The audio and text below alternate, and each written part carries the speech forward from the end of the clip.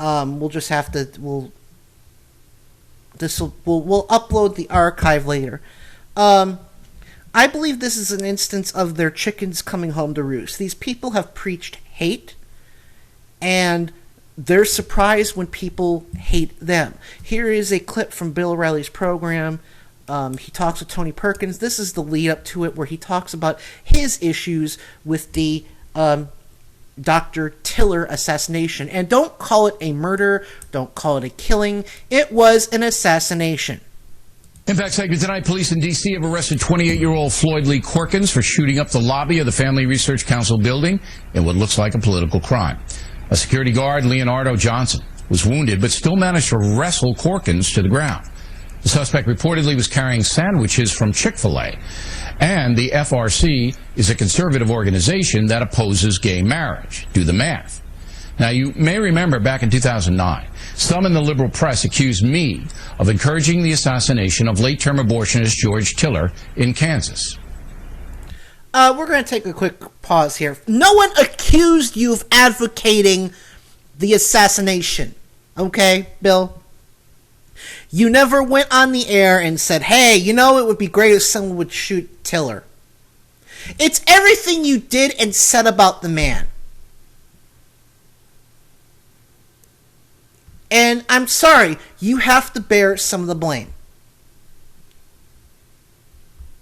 That's all there is to it. Back to the clip. Bill O'Reilly calling Dr. Tiller the killer is hate speech. It's offensive, it's vulgar, it's grotesque, it's a fascist speech that's designed to get Dr. Tiller killed, and it worked. Well, I never called him a killer. I said that he was nicknamed Tiller the Baby Killer. That man is obviously not an honest person. Because there's a difference between calling someone a baby killer and someone calling them a killer. Because clearly, calling someone a fucking baby killer isn't meant to elicit an emotional response. I've never said that. I've said this for years. I've said this for a long time, never on this program. But, and Revron is pointing out that he did say he should be taken out. Now, Rev, if you can find a clip of that, please send it to me at adamhebert, one word, at gmail.com, and we will issue that correction and call Bill O'Reilly out on our next show. It's a guarantee. But I need that clip before I will say that, because then I'm if I say that that's absolutely true and it turns out it's not, that makes me no better than Bill O'Reilly. So again, if you have that clip, Rev, Adam Hebert, one word, HEBERT at gmail.com, send it in ASAP. But again, this goes back to what I was saying earlier. What I've said from June 2nd of this year, show number 1. Conservatives excel at being the victim.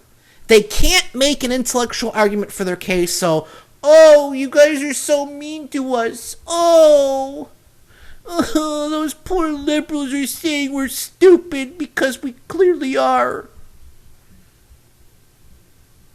They excel. So anyway, here is clip cut 2 from that, and this is where Tony Perkins, no mother bled, no, comes in. Do you see this as a politically motivated crime? Well, the FBI is treating this as investigating it as an act of domestic terrorism. And terrorism is intended to strike fear and terror in the hearts of people for political purposes. So I will leave that to the officials to decide. But there's clearly, based on what took place there, a motive. Now, okay. First of all, note what he does. He calls it terrorism, and I'm not disagreeing. This was a terrorist act. This was an act of terrorism. Let's not sugarcoat it. Let's not defend the man. He was wrong. But note that when it's done against them, it's terrorism. When it's done against blacks, Latinos, gays, lesbians, transgendered, anyone that isn't a conservative, it's we are giving them the fear of the Lord. We are doing it in the name of Jesus. We're doing it out of love. It can't be terrorism. A spade is a spade. This was terrorism, and so is what the right wing has done. The gunman, Floyd Corkins, pulled the trigger yesterday, and he's responsible for shooting my colleague and my friend. But let me say, I believe that the Southern Poverty Law Center is responsible for creating the environment that led to this. And the same thing you referred to just a few minutes ago, this saying you were using hate speech. Well, the Southern Poverty Law Center, because they disagree with our positions on marriage and certain religious issues, have labeled us a hate group. And that gives license to lunatics like this to come in with a gun and shoot innocent people. Oh, okay. So when they label you guys a hate group, and someone takes that and says, I'm going to go shoot me up people, that's on them. That's their fault. But if you guys say, oh, the gays are evil, God is going to destroy America unless someone does something about them, and someone says, I'm going to kill Matthew Shepard, you're not responsible for that. Have you ever noticed how this game is rigged so the conservatives always win? Have you ever noticed that? We're literally playing a zero-sum game with these conservatards, these fucktards, because the rules they have written that the entire media goes by make it so they can't lose. Cut 4. So you're not surprised this happened. I guess you guys get threats all the time there, correct? We do get some threats, but look, Bill, I've been in the political realm as you have for quite some time, and people used overcharged rhetoric. We do get threats. We do take precautions. But look, we never thought it would come to a point where people we disagree with on issues of marriage or religious freedom would come in with a gun and begin. No, nobody does. It's a shocking situation, and as we said in the Tiller situation, there's no excuse for it. And I didn't exacerbate that situation, and I don't know about the Southern Poverty Law Center. We will check that out, absolutely. Now, you didn't exacerbate it, Bill. You kept calling this man out on your program for 7 years. The man had been shot how many times before? I think 3. Shelley Shannon tried to kill him, shot him in the hands. You knew this man was a target, and you put him on your nationally syndicated show, your national show, every night for 7 years. I'm sorry, you are partially responsible for that. You may not have pulled the trigger, and anyone who says you did, I will call them out. But you have to take some of the blame for this. Cut 5. The coverage, the media coverage on this, scant. And this morning when I got up, I was looking around to see who's going to report this. I hardly saw anything about it. I didn't see anything about it in the New York papers. Were you surprised that you didn't get a lot of coverage on it? Bill, perhaps you don't understand how print media works. This happened Thursday. This show was Thursday night, and he's complaining that the papers for Thursday didn't have an article about this. Geez, could it have been after they were? Could it be because this happened after they were printed, dumbass?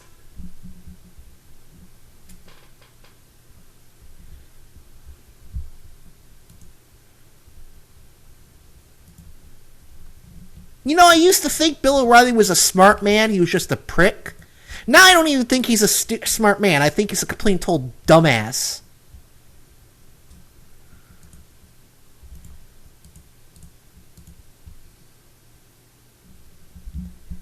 He certainly can't be that as smart as I used to think he was.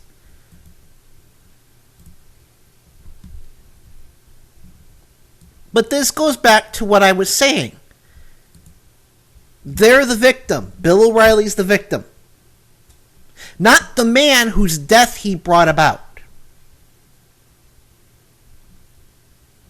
Well, I have here a list of some of various terror attacks that have been directed at liberal targets. Keep in mind, this starts at 2008 and ends at 2011. In July 2008, a gunman named Jim David Atkinson, agitated at how liberals are destroying America, walks into a Unitarian church and opens fire, killing 2 churchgoers and wounding 4 others. This is the guy who wanted to kill one person for every liberal in Bernie Goldboom's book.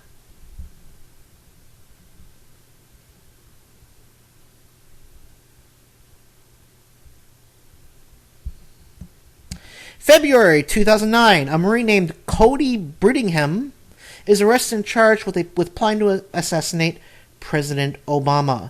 He also collected white supremacist material, so classic right-winger. April 2009, another gunman in Okaloosa County, Florida, similarly fearful of Obama's fear. So this is a Fast and Furious case. He kills 2 deputies when they arrest him over a domestic violence dispute, and then he kills himself, and then is killed in a shootout with police. May 2009, a sovereign city, quote, named Scott Roeder walks into a church in Wichita, Kansas, and assassinates abortion provider George Tiller. June 2009, James von Brunn opens fire at the Holocaust Museum, killing a security guard. February 2010, an angry teabagger named Joseph Ray Stack flies his airplane into the building housing IRS offices in Austin, Texas. Oh, and the media never labeled that as a domestic terrorist act. March 2010, 7 militiamen from the Houthi militia in Michigan and Ohio are arrested and charged with plotting to assassinate local police officers.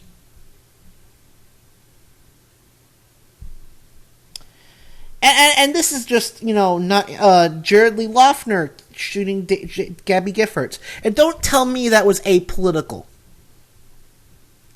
This only goes up to March 2011, and only starts in 2008. Imagine if we included all the right-wing terrorism plots and, what actually happened from the 90s. This list would be in the hundreds.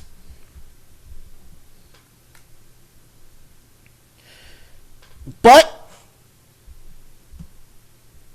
remember, conservatives are the victim here. Judson Phillips, founder of Tea Party Nation and a professional hate monger, sent out an email about the shooting at Family Research Council.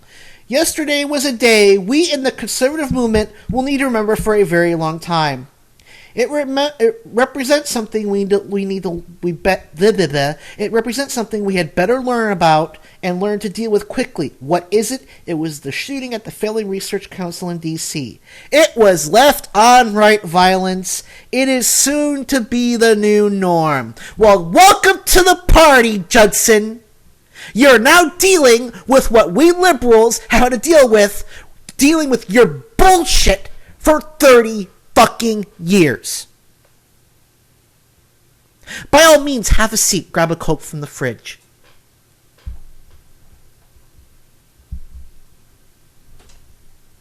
Left-wing media outlets and radical far-left groups like the Southern Poverty Law Center are creating hysteria that is the catalyst for violence. The blood is on their hands. But when Pat Robertson preaches hate for the gays and Matthew Shepard gets tied up and beaten to death, blood isn't on their hands. Again, convenient, huh? I wish I could say the shooting at the Family Research Council yesterday was an isolated incident. It is not. It is an example of growing violence against conservatives in this nation. Proof or it didn't happen, you fucking jackass.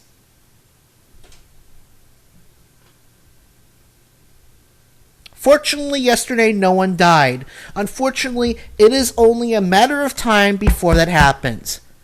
Again, welcome to the party. Cokes are in the fridge, motherfucker. And he ends with classic right-wing projectionism. The left is getting more desperate. They are seeing their power fade, and the left must have power. They know they will lose the Senate and the House and the White House in the election this fall, and they are becoming more and more desperate. Apparently, someone doesn't know how to read fucking polls because the Ryan bounce was actually a thud.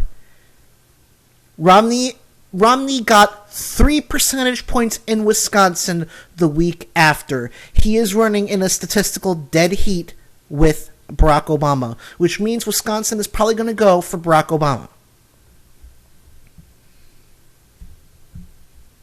These are dangerous times for conservatives. Before this is all over, I fear that there will not only be more violence against conservatives, I fear conservatives will be killed by some of these deranged far left-wing activists. So again, classic right-wing behavior, playing the victim, projectionism. I don't... You know, it's kindergarten behavior. I know you are, but what am I? I'm made of rubber, you're made of glue. You know, grow up. Grow up. I mean, Jesus Christ, on a pogo stick.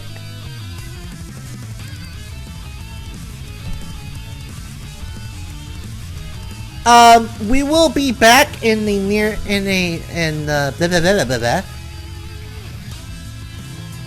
We will be back in a few moments. Hopefully Wes Carskadden won't be too far away. I'm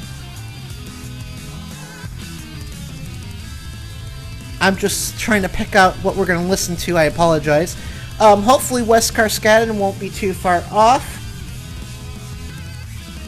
And author Stephen Goldstein will be here in the next segment, and we're going to talk about the love-hate relationship the GOP has with Ayn Rand. Let's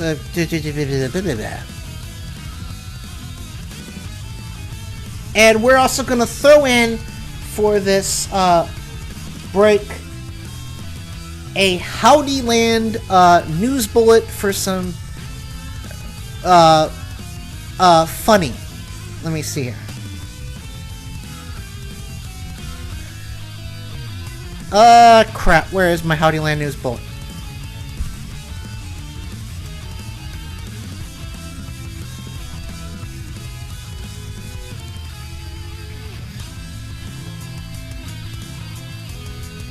Anyway, we will be back after this break, and we will be talking about the Paul Ryan plan against America.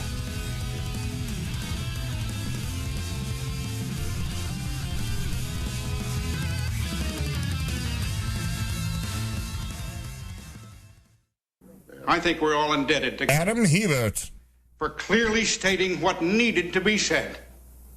I'm particularly glad that these lovely children are here today to hear that speech. Not only was it authentic frontier gibberish, it expressed a courage. I think we're all indebted to Adam Hebert for clearly stating what needed to be said. I'm particularly glad that these lovely children are here today to hear that speech. Not only was it authentic frontier gibberish, it expressed a courage little seen in this day and age. This is Mic Check Radio with Adam Hebert.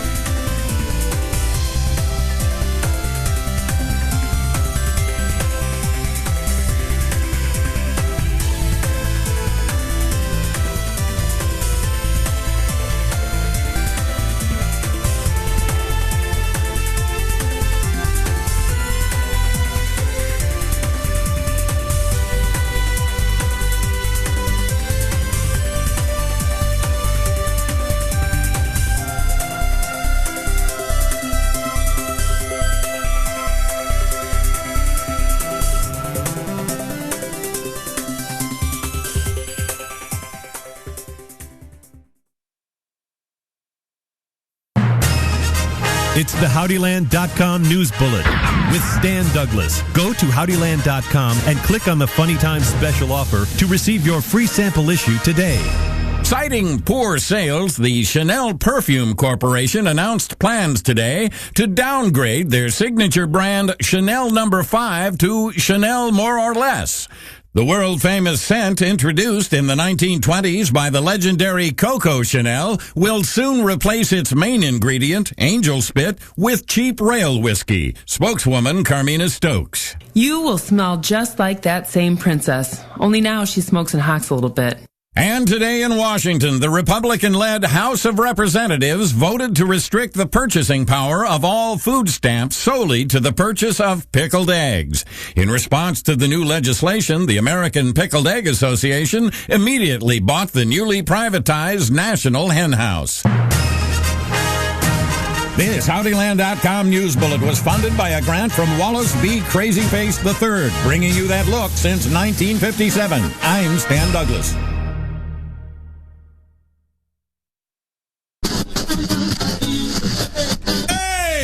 Are you living in a progressive talk void? If so, be sure to visit leftwingradiostations.com. The state-by-state listing is a quick and easy way to find any left-wing talk radio station across America, from sea to shining sea. Your progressive talk nirvana is only a click away at leftwingradiostations.com. Be sure to like Left-Wing Radio Stations on Facebook and share it with your friends. Leftwingradiostations.com. United we stand. A World of Progress Radio is thinking about progressive as not right or left, wrong or right, political or social, but simply a heartfelt commitment to finding solutions that are win-win for us all. AWOP Radio's mission is to bring you the voices of ordinary people who are creating, documenting, and living extraordinary positive change. Catch the show live Fridays at 10 p.m. Eastern at awopradio.com, iTunes, or subscribe to the podcast via your favorite podcatcher. Listen on demand at Stitcher Radio, or pick up the AWOP Radio Android app for your smartphone at the Amazon App Store.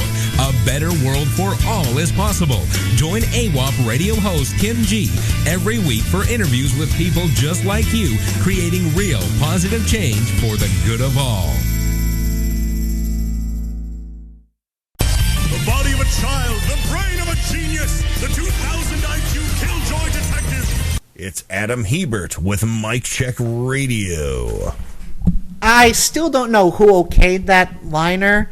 I will confess to the 2000 IQ part and the detective part, but Killjoy? Am I really a Killjoy? Come on. Come on. Still no sign of co-host Wes Karskadin, but he should be along any minute now. Again, I know I said this before, we will be on break for next week, or as I've been calling it, a vacany moon. I have to move back to Illinois for college. Third year as a Japanese student. And Wes will be out of town with his girlfriend, and we just decided to fuck it. We're going to take a break. A hard-earned break. We will be back September 1st with our Republican National Committee special, and I'm actually really excited about this because Wes pitched a great idea, which is he wants to riff on the speeches from the RNC. And I don't know if you'll know what I mean by riff. If you're familiar with Mystery Science Theater 3000, if you know Mystery Science Theater 3000, they watch bad movies and make fun of them. We're going to be listening to bad political speeches and make fun of those. We're also going to have some special guests. I'm going to basically pack the show with guests, beginning to end. We're going to get War back, our Republican friend. And let's be honest, guys. I'm pretty sure if you had to choose between Armin Martin and War, you're going to want War back. War's a good guy. I don't agree with him 100% politically, but I agree with him a lot more than I agree with people like Armin Martin. And don't get me wrong, Armin's a nice guy. I love him to death personally, but his politics can just be awful. And one day I will be meeting Armin. I gave him my word, and I'm a stubborn old mule. I keep my promises. So again, remember, next week break, we'll be on a vacani moon, and we'll be back for September 1st. Oh, and hey, speaking of September 1st, that will be the beginning of our 4th month on the air. So while we're on this break, I'm going to be looking at all sorts of stuff to improve our show, to improve the product you all are watching right now. I'll probably be looking into new openings for our hours. Don't get me wrong. I love what Kenny Pick, we'll be using Kenny Pick's reads because they're great, but I want to, now that I have a better grasp of editing audio, I want to move on to something on my own. And we'll see what happens. Changes, we're looking at possibly a web page. And if we do this web page, I have a place already. It has unlimited data, unlimited subdomains, and what I'm thinking about doing is making a deal with people, which is basically, if you run our promo, we will give you a chunk of this website for free. You can do forums, a blog, you can do all you want. It will be your sub forum. So we're going to look into that. It's not official yet, so please don't go around saying that. It's just going to depend on a lot of things. Mostly, does Adam have a job? That's going to be the big one.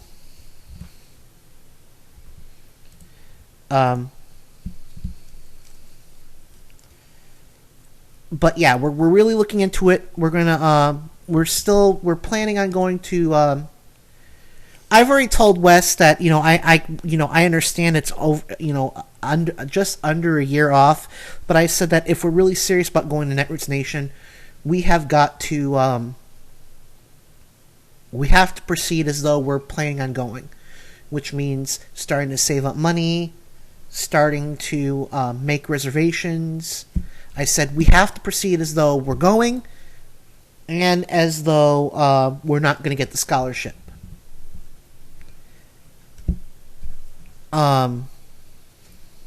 So, anywho, let's talk about Paul Ryan and Medicare. So, everyone remembers, last weekend I pretty much made the following observation about the Ryan budget. Look, Mommy, another turkey. It is completely unpopular. No one likes it. No one except for the most extreme elements of the Republican Party agree with this plan. And let's talk about how it would affect seniors. Mitt Romney and Paul Ryan swear up and down that there are no changes in store for people who are over 55 and who are currently on Medicare. That is a lie. Oh, my mistake. I misread that.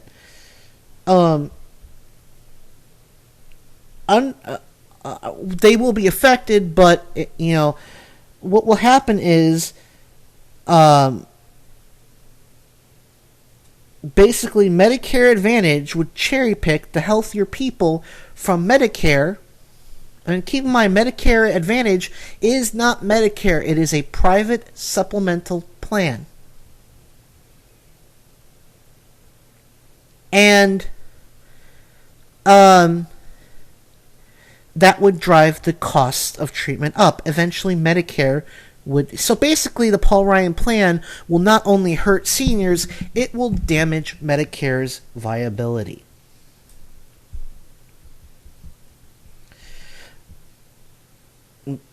But that's not stopping the Republicans from having a good talking point. Oh, let's hold on. I apologize. I'm getting ahead of myself. So here is what we have. So keep in mind that the Republican budget Paul Ryan's Path to Prosperity, or as Kenny Pick calls it, Paul Ryan's Plan 9 from Outer Space. Here is what Ed Gillespie and Reince Priebus have to say about the Paul Ryan budget. We got to look at an internal Romney memo from yesterday with, here are the possible questions you're going to get about this pick. Here's how to answer them. One of them was about, do you sign on to the so-called Ryan budget? Yeah. Just his ideas, in particular about Medicare and the Ryan suggestions for that. And the internal memo said, Governor Romney applauds Paul Ryan for going in the right direction with his budget. And as president, he will be putting together his own plan for cutting the deficit, putting the budget on a path to balance, widely seen as, well, no, we don't actually embrace the Ryan plan. You can't have a guy on your ticket without embracing the fullness of his plan. Well, look, as Governor Romney has made clear, if the Ryan budget had come to his desk as president, he would have signed it, of course. Well, I mean, first of all, I mean, he did embrace what the Ryan budget. I mean, he embraced it, but he also presented. Early on, he said he would sign it if it came to him. I think last March. But Mitt Romney has been very clear that he and Paul Ryan are going to develop their own plan, and in fact, Mitt Romney has developed a very clear plan. Now, first of all, I want to point out this. Is it me or does Reince Priebus just sound like a very good German name? You just can't help but say it in an angry voice. Reince Priebus! It sounds like the sort of name you would expect from someone whose great-grandparents were shoving Jews into gas chambers at Auschwitz. Yes, I went there.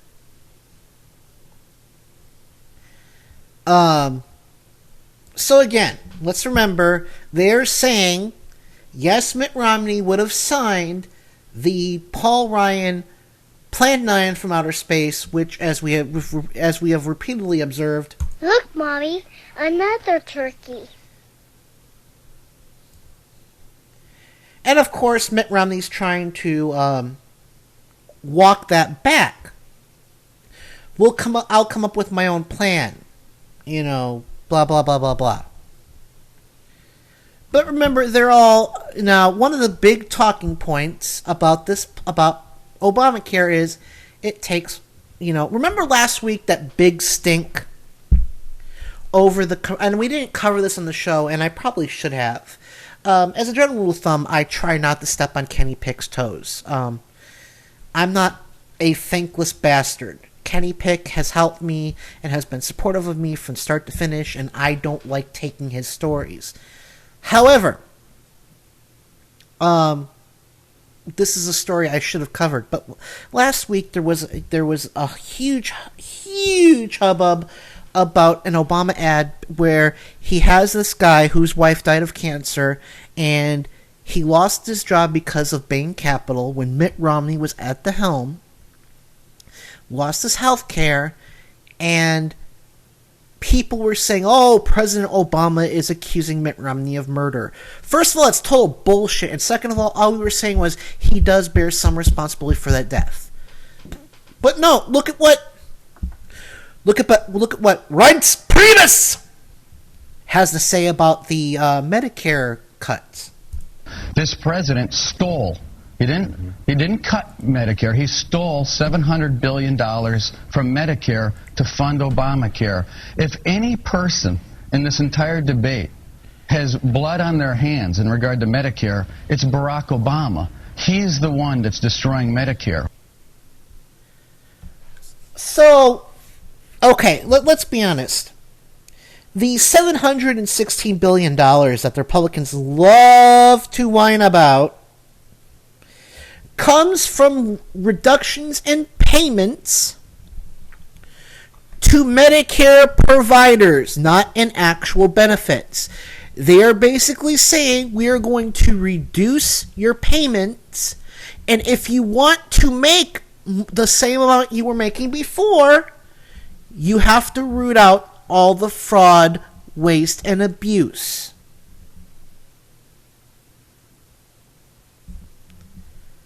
That's all this is about. They didn't cut jack shit.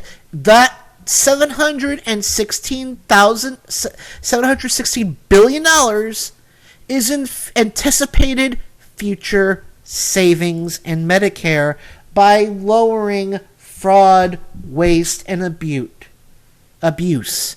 And as Victor Rocco points out, reductions in Medicare spending extends the life of Medicare by at least 8 years. Republicans don't want to save Medicare, folks. Let's get that out of the way first. They have been gunning for Medicare since 1960 whatever.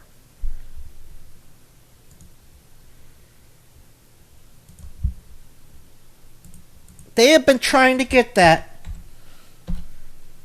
rid of that for almost 60 years.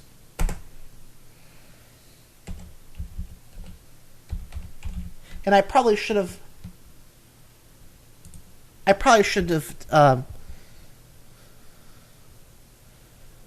gotten the infamous Ronald Reagan Medicare record where he lied, but I apologize. It's also 10 minutes long, so there's no way we're getting that. But the fact of the matter is, this actually helps Medicare. But again, Republicans never let go of a good talking point. They think they can win out.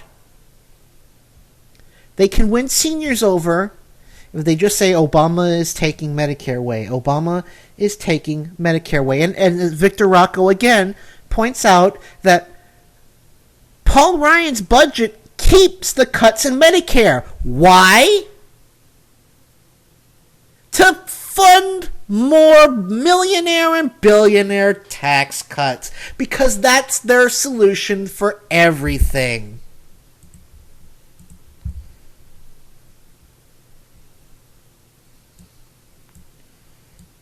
Republicans don't have an original idea.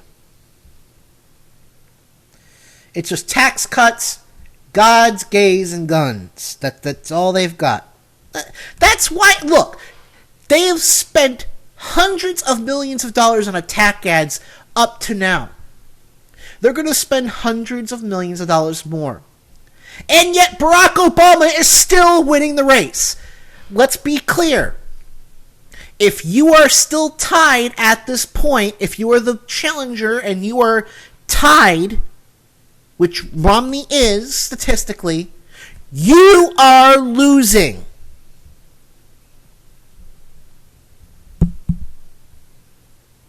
Hell, even Rasmussen has Romney tied. And Rasmussen is a right-wing polling guy. So Romney is losing this race.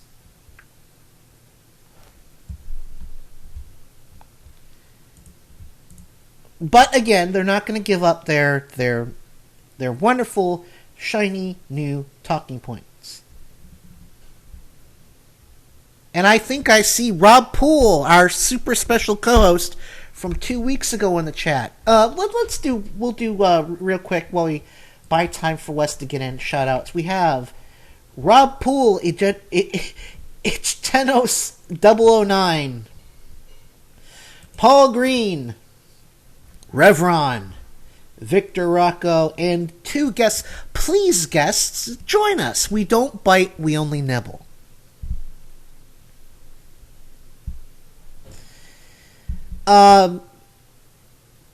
But seriously, you could tell how desperate Mitt Romney is getting.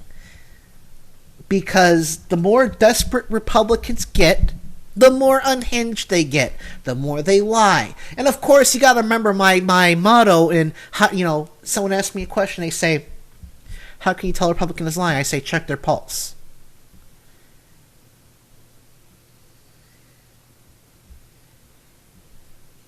Check their pulse. If their heart is beating, they are lying.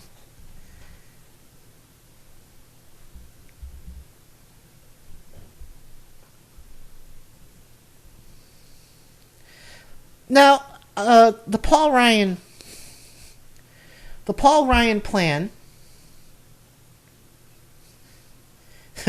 Rob points out, well, they could be dead or vampires. Well, that is true. So I guess I have to revise my standard. How about if their lips are moving? How does that work if their lips are moving? So anywho, let's point this out. The original Paul Ryan plan from 2011 clearly moves to end Medicare and doesn't exempt seniors who are presently on the program. In 10 years, it will phase out traditional Medicare entirely and replace it with vouchers. So you're going to get a coupon for Medicare.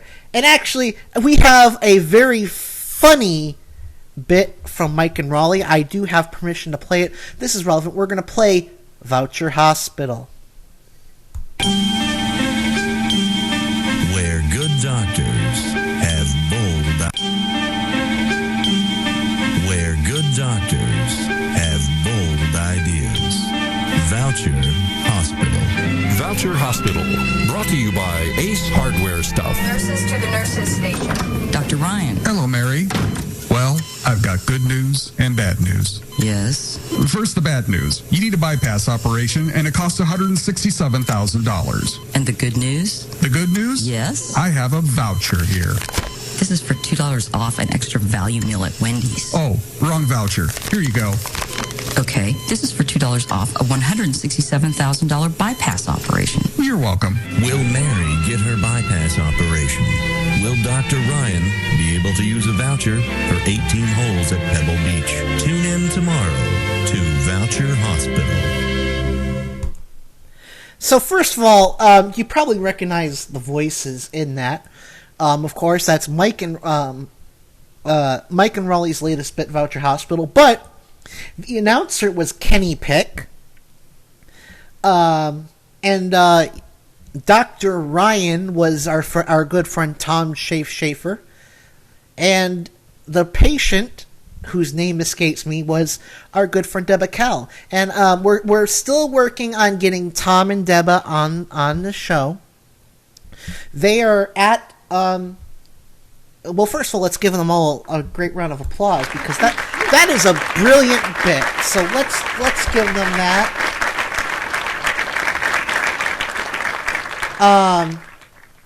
Brilliant bit. And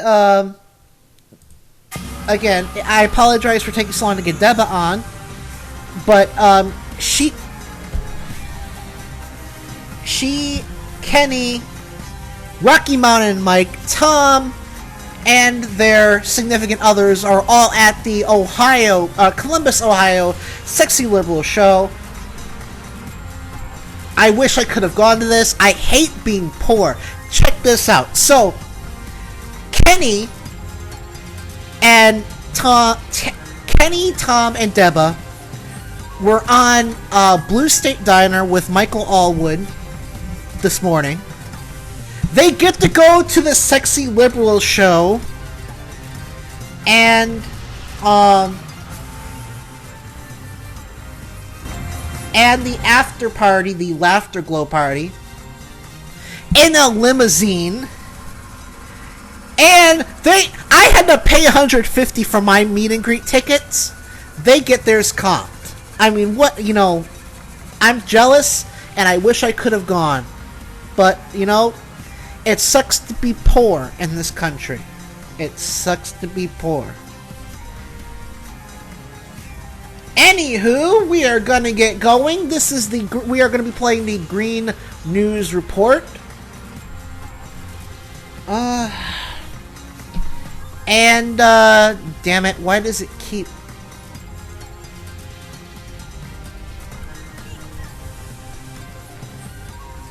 we're gonna be playing the... What the hell? We're gonna be playing the Green News Report, and hopefully Wes will be back with us in time for the interview with... Oh, shh. I'm gonna exercise. Cut the music. I'm gonna exercise some editorial discretion to make sure we come back for our interview with Mr. Goldstein. We are just gonna play a regular piece of break music for this break, and we will do the Green News Report at the top of this hour. So let me pick out a piece, and we'll be back.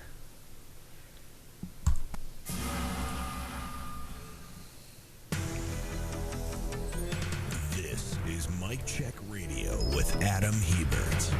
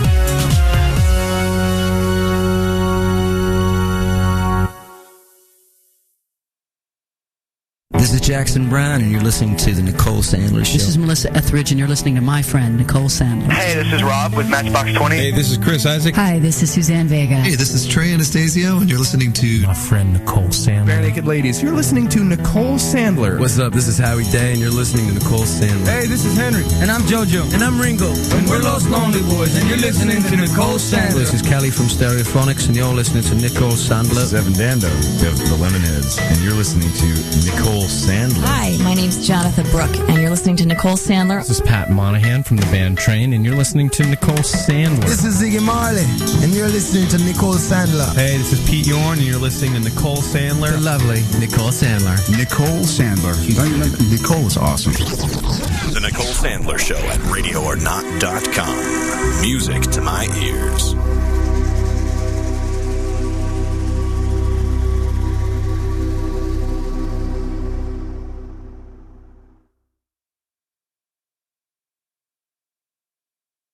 Look, I'm up to here with cool, okay? I am so amazingly cool. You could keep a sight of meat in me for a month. I am so hip, I have difficulty seeing over my pelvis.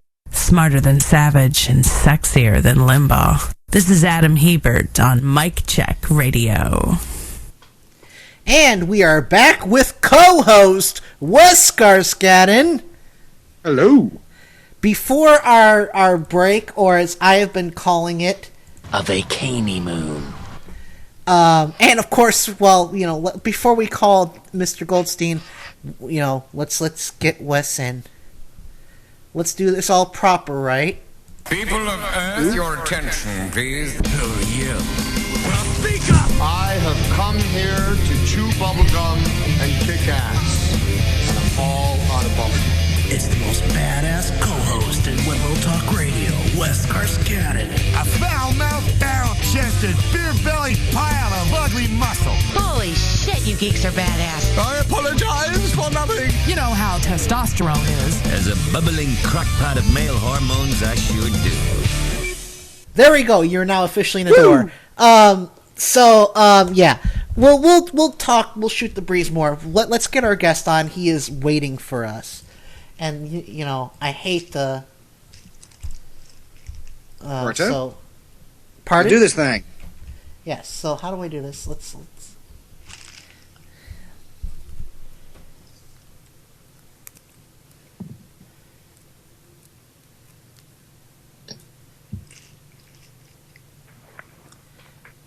Hello, Stephen Goldstein, author of Atlas Drugged. Yes, indeed. This is Adam Hebert, and you are live on Mic Check Radio with me and my co-host, Wes Skarsgården. Evening. So good talking with you. Where are you located? I am currently in Alabama, and Wes is in Chattanooga, I believe. Is that correct, Wes? Okay. So, yeah, I stay with my parents during summer, because I'm too poor to stay in Illinois when school's out. So, anywho, first of all, thank you for agreeing to be with us. I was afraid you were never going to say yes because I remember when I sent that request out, but I feel so bad because I still haven't finished the book. I'm working on it, but the book is, of course, I'm showing it to the camera, Atlas Drugged, or Ayn Rand Be Damned. I'm enjoying it so far because it takes everything she espoused in Atlas Shrugged and gives it a swift kick in the backside. So, but I think you picked the perfect time to get back to me because Paul Ryan was recently selected to be Mitt Romney's running mate, and we're going to talk about other than the book, we're going to be talking about the love-hate relationship that the right wing has with Ayn Rand. So you actually picked a pretty good place, pretty good time to get back to me. So thank you very much.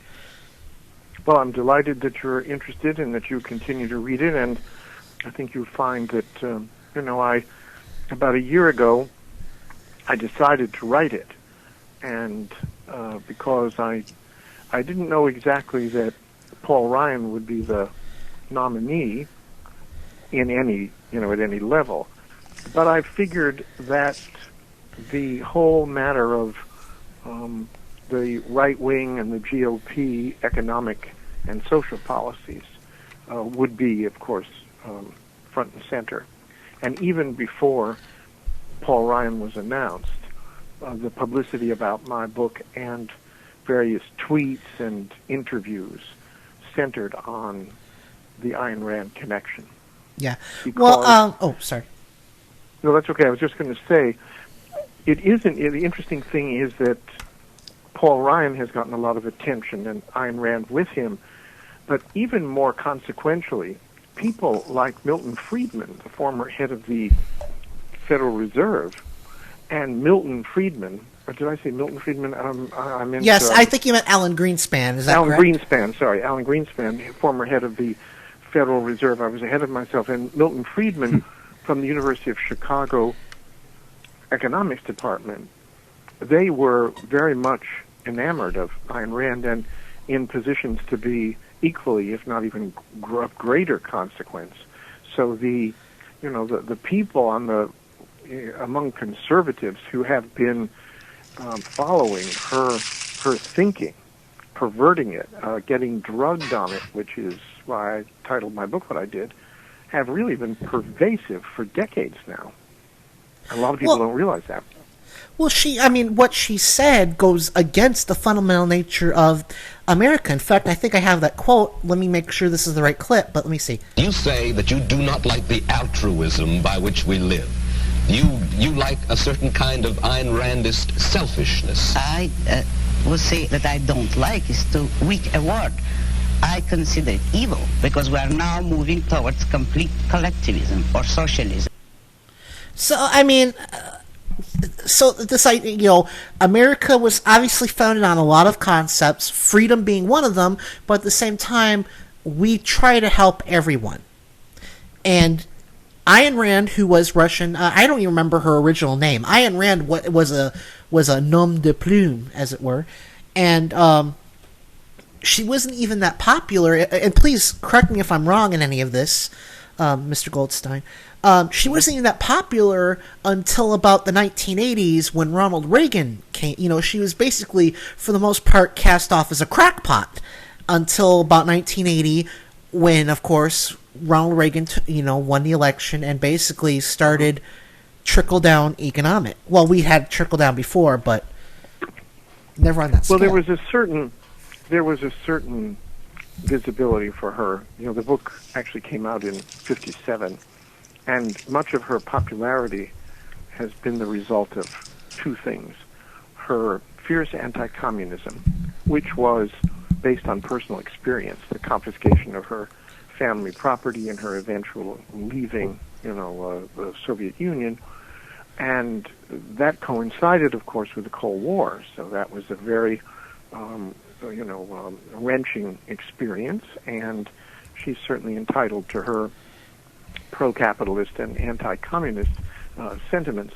But the flip side of it is that her philosophy is really the result of a capitalism on steroids, and it embraces that selfishness and the greed is good and the lack of charitableness and so on, all of which go against fundamental Judeo-Christian tradition.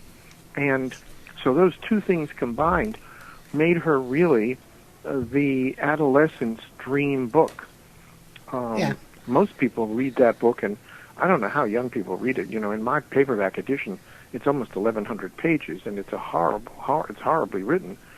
But somehow I hear more and more that young people are reading this in their teens.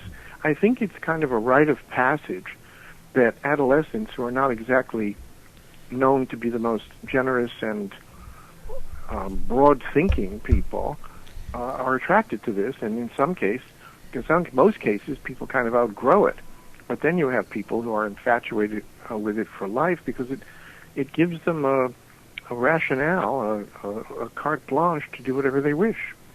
And her whatever smidgen of respectability and credibility her ideas may have had, and we all support individual entrepreneurship and responsibility and things of that sort, have been totally perverted into this grab what you can, what's mine is mine, what's yours is mine, greed is good, markets take care of everything, we don't need the government, and so on and so forth, to the point of really being not only ludicrous, but highly destructive to our social fabric.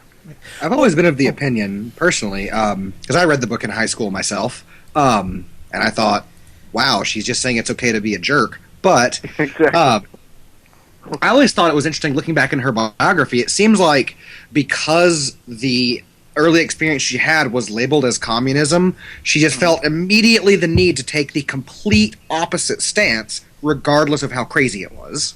Mm-hmm. That was always kind of my read on it.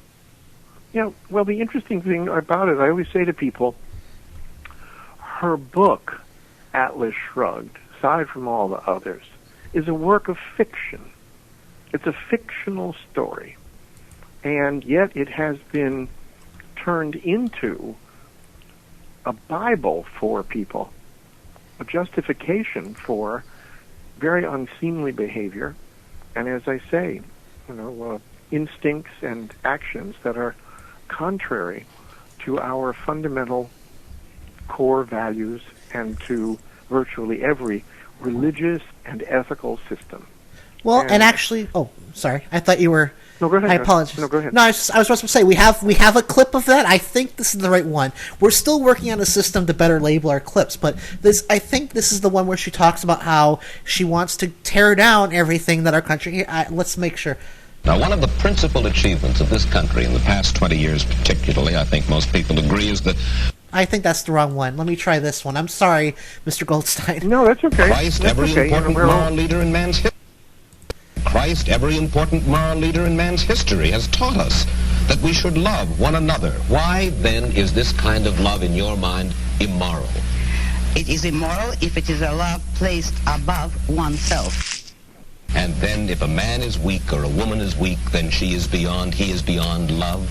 He certainly does not deserve it. He certainly is beyond. There are very few of us, then, in this world, by your standards, who are worthy of love. Unfortunately, yes, very few. You know, it doesn't surprise me. Oops. Sorry about that. But, I mean, and I wish I had the right one. I apologize. But she says, he asked her, you're an atheist. You are against our Judeo-Christian values, our social safety net. Everything this country was founded on. Is that a fair criticism? And she says yes. Yeah.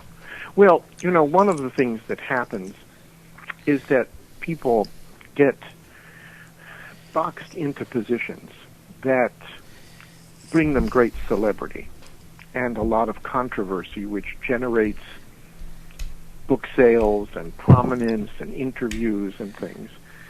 And her thinking is simply extremist. The problem is that so much of it has been absorbed by people who should know better, but who use it to justify public policy, which is simply anathema to our fundamental principles, and which has destroyed our core values, and which increasingly is undercutting the success of our economy and our social fabric. You cannot have a society, a modern society, running on the kinds of principles that she suggests. It is simply impossible. Free markets without regulations, government. Ronald Reagan was the one who came into office, and on the coattails of the phrase, government is the source of the problem, not the solution. And since then, we have been laboring under the misguided concept that government is to be attacked, not to be refined and enhanced and made relevant. And this has destroyed our economy. And I've always inheriting this. I've always taken a great deal of amusement in this whole rhetoric of the government is the problem, and now vote for me to be in the government. Well, exactly. I always say Go ahead. I'm sorry. I was going to say, why would we vote for a guy who says government is the problem? Isn't that like hiring a guy who says I hate children to be your kid's babysitter? Well, that's what they did, though. Ronald Reagan had a habit of hiring people in his cabinet who had openly indicated that they detested the area that they were hired for, like education. Or I'm just making this up, but I think the person he hired to be the Secretary of Education was against the Education Department. I mean, they were out. But this is all show. This is all rhetoric. This is all stuff that appeals to a certain segment of the population, which is angry because it feels left out of the riches and success of government. There's a real anti-intellectual, there's an anti-minority feeling in this country. There are lots of undercurrents which these people who espouse Ayn Rand are able to tap into to get votes. Exactly.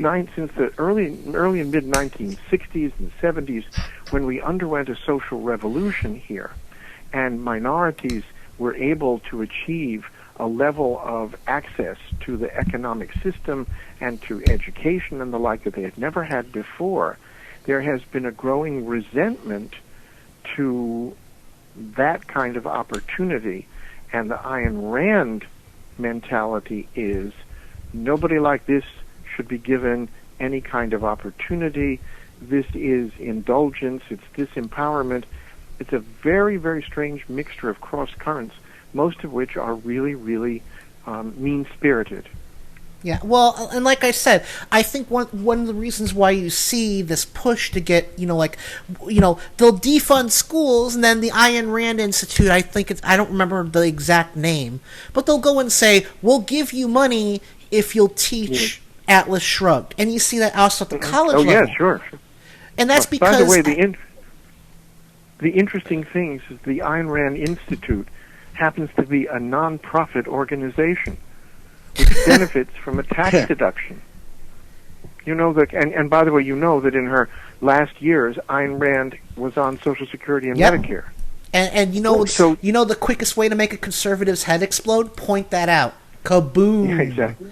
Yeah, I know. Well, what I tried to do in my novel is to begin where Atlas Shrugged leaves off.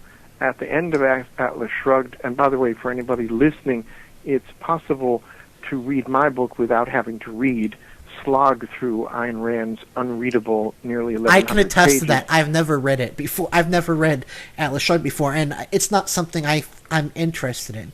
So that is actually true.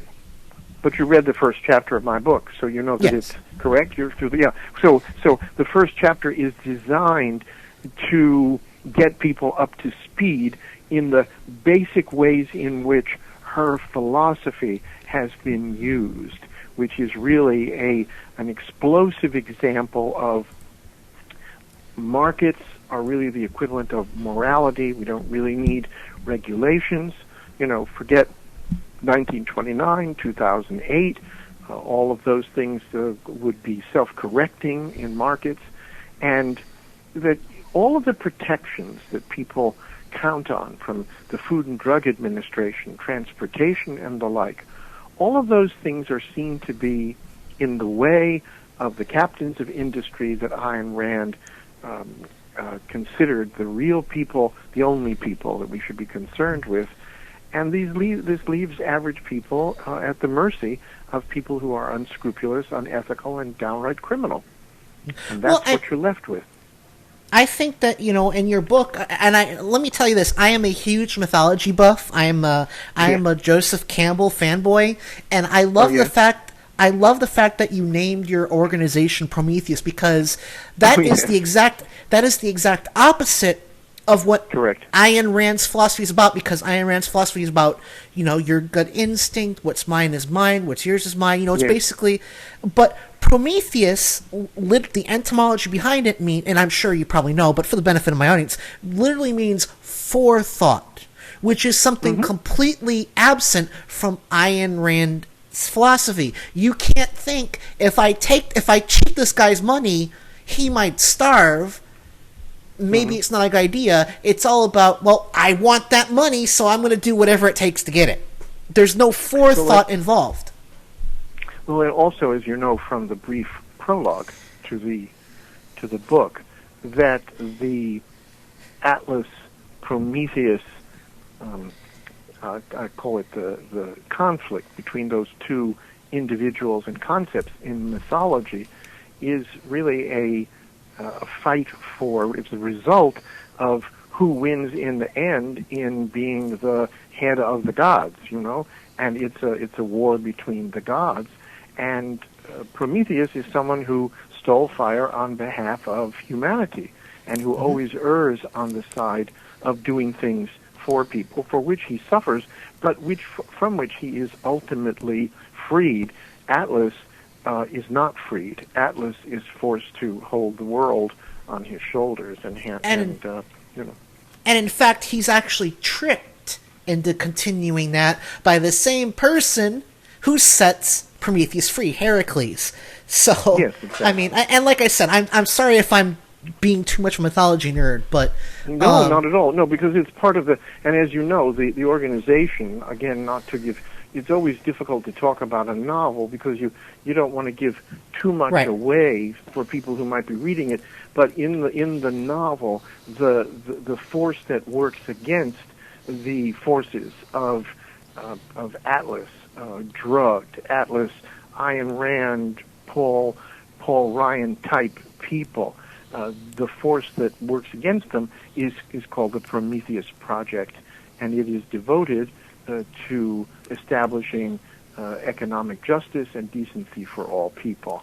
And how far have you gotten, Adam? I'm around 100 pages in. I'm a slow reader. Oh, okay. I apologize. Okay, well, like I said, No, you don't have to apologize. You're halfway in, and I think, I don't want to put words in your mouth, but how do you find it as a read? Does it read quickly? It reads quickly, yeah. I mean, I was able to read about a chapter every time I sat down. It's just hard for me to focus. It's just hard for me to focus because I have a learning disability, so I have to. It takes twice as much for me to get half as far. Well, then I'm delighted that you're going through it, but it is, people tell me that, I think you'll find also, they also tell me that it's funny, which I think it is, as at the same time serious and scathing. It really is an attempt to give people of sound mind an answer to the people who have been able thus far to say, here is Ayn Rand, and basically to have her be fairly unchallenged. And this is a way for people to say when right-wing types act up. It's a way to say, well, just a minute, read Atlas Drugged, or I'll tell you what's in there, and you're not going to have carte blanche to continue your thoughts the way you do. Well, I want to tell you before we let you go, because we're approaching the top of the segment. I don't remember exactly what I said when I emailed you, but I'm pretty sure I mentioned the fact that I was one of the people who won Kenny Pick's contest. Yes, exactly. And I just want to tell you that the contest was, for the benefit of our audience and Wes, was to come up with a nickname for Ayn Rand, and mine was, and I think I actually got first place with this, mine was Bitchy McSociopath. Oh, very good. So because I don't know what Kenny told you about the winner. No, he didn't give me the details of that. No, he didn't. Yeah. But so I just thought I would tell you that, end on a high note, because when I got the book, I sat down and I just started reading, because I knew when I launched the show I wanted to have you on, and I hope you found this interview enjoyable, because we would love to have you on again. Thank you. I'd like also to tell your listeners that that Atlas Drugged, Ayn Rand Be Damned is available on Amazon as a Kindle and paperback. It's on BarnesandNoble.com as a Nook book. It's an iBook. It's available in bookstores nationwide, and if a given bookstore doesn't have it, they can always ask them to special order it.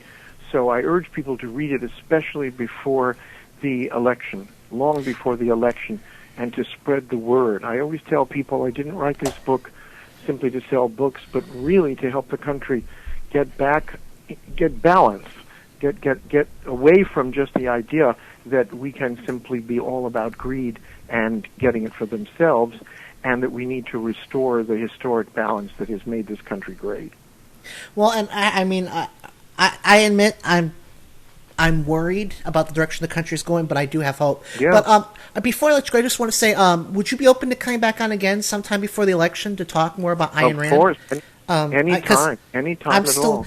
I'm still learning how to be a good interviewer. I think I've done pretty well so far, but... No, you're a very good interviewer. You know, very good interviewer. The way to become a good interviewer is just to keep interviewing. But so that's, it's it, and you just need to be natural, and the issues will come out. This is a very, very, very important subject. It is really, this election is an election for the heart and soul of the country.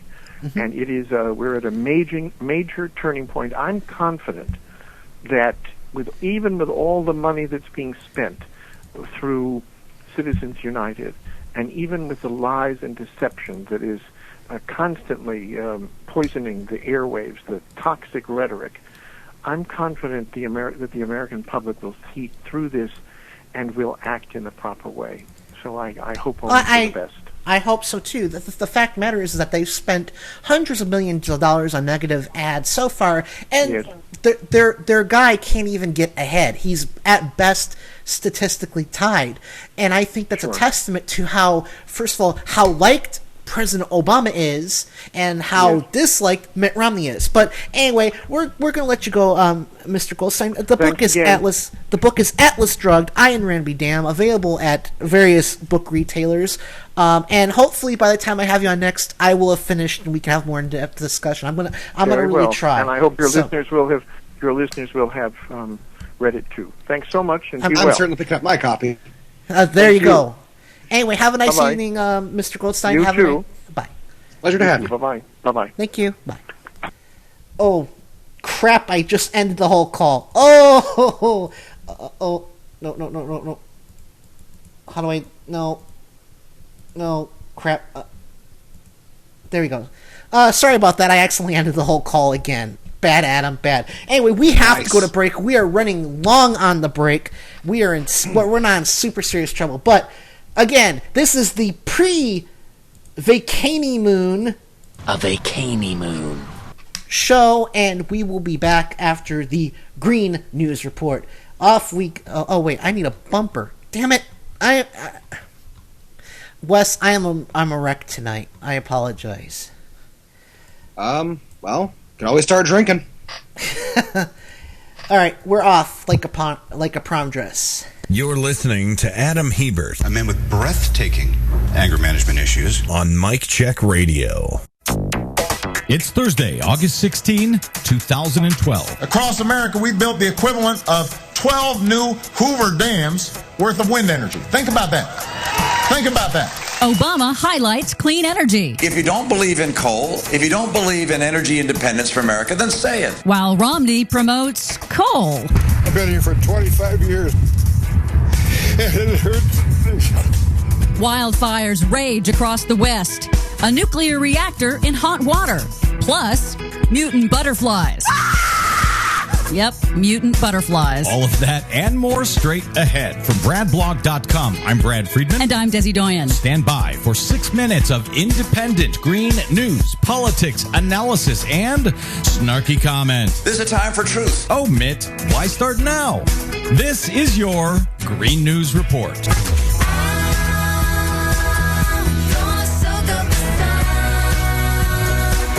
Okay, Desi Doyen, all summer long we have been talking about wildfires across the West, Colorado, Arizona, Utah, and now still more breaking out in Washington today. Yes, Washington State and Oregon as wildfires continue to blaze across the West. Oh, there goes another one. So my house is gone and all my little dogs are dead.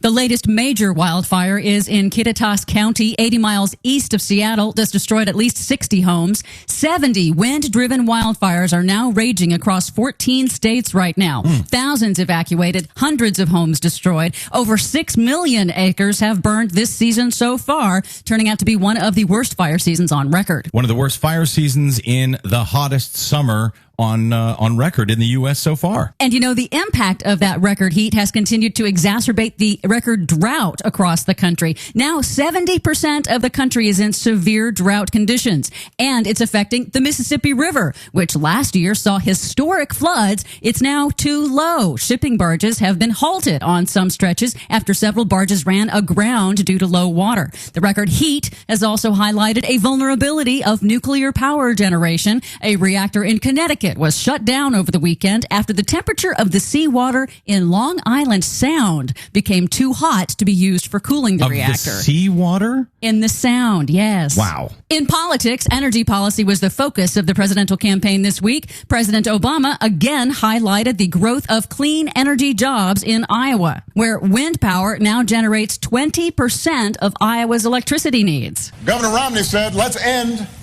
the tax credits for wind energy production. Let's get rid of them. He said that new sources of energy like wind are imaginary. His running mate calls them a fad. President Obama called again for eliminating billions in taxpayer subsidies for the oil industry. So I want to stop giving $4 billion in taxpayer subsidies that are going to oil companies that are making huge profits and have been subsidized for 100 years.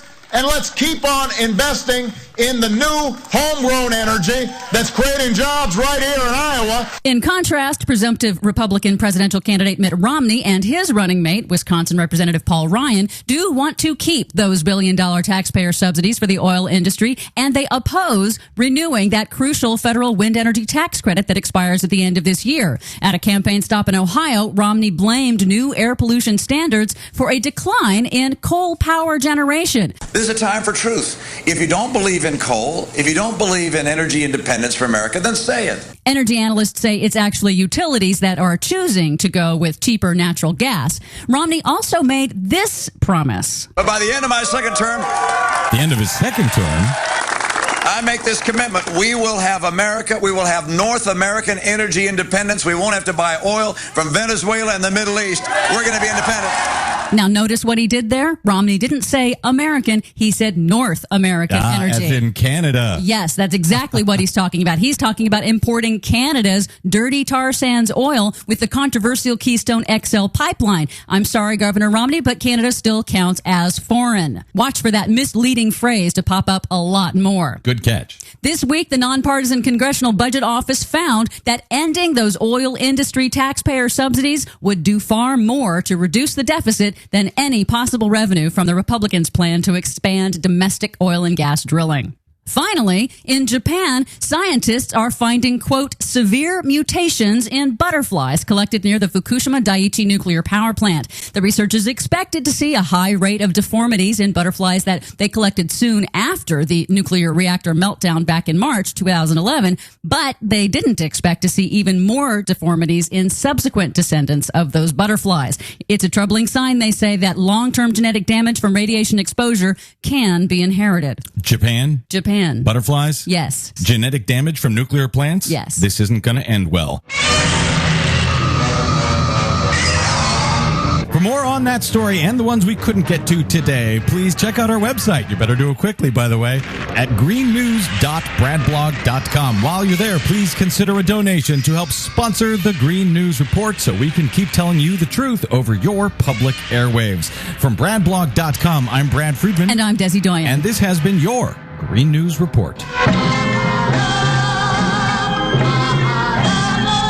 謎の島インファント島に先行した科学人の使命はモスラの力を借りに来たんです。モスラの力貸せん。皆さんの人間不信の気持ちはよくわかります。 The 99 Report with Allie McNeil, covering all the issues that affect the 99% and what drives the Occupy movement.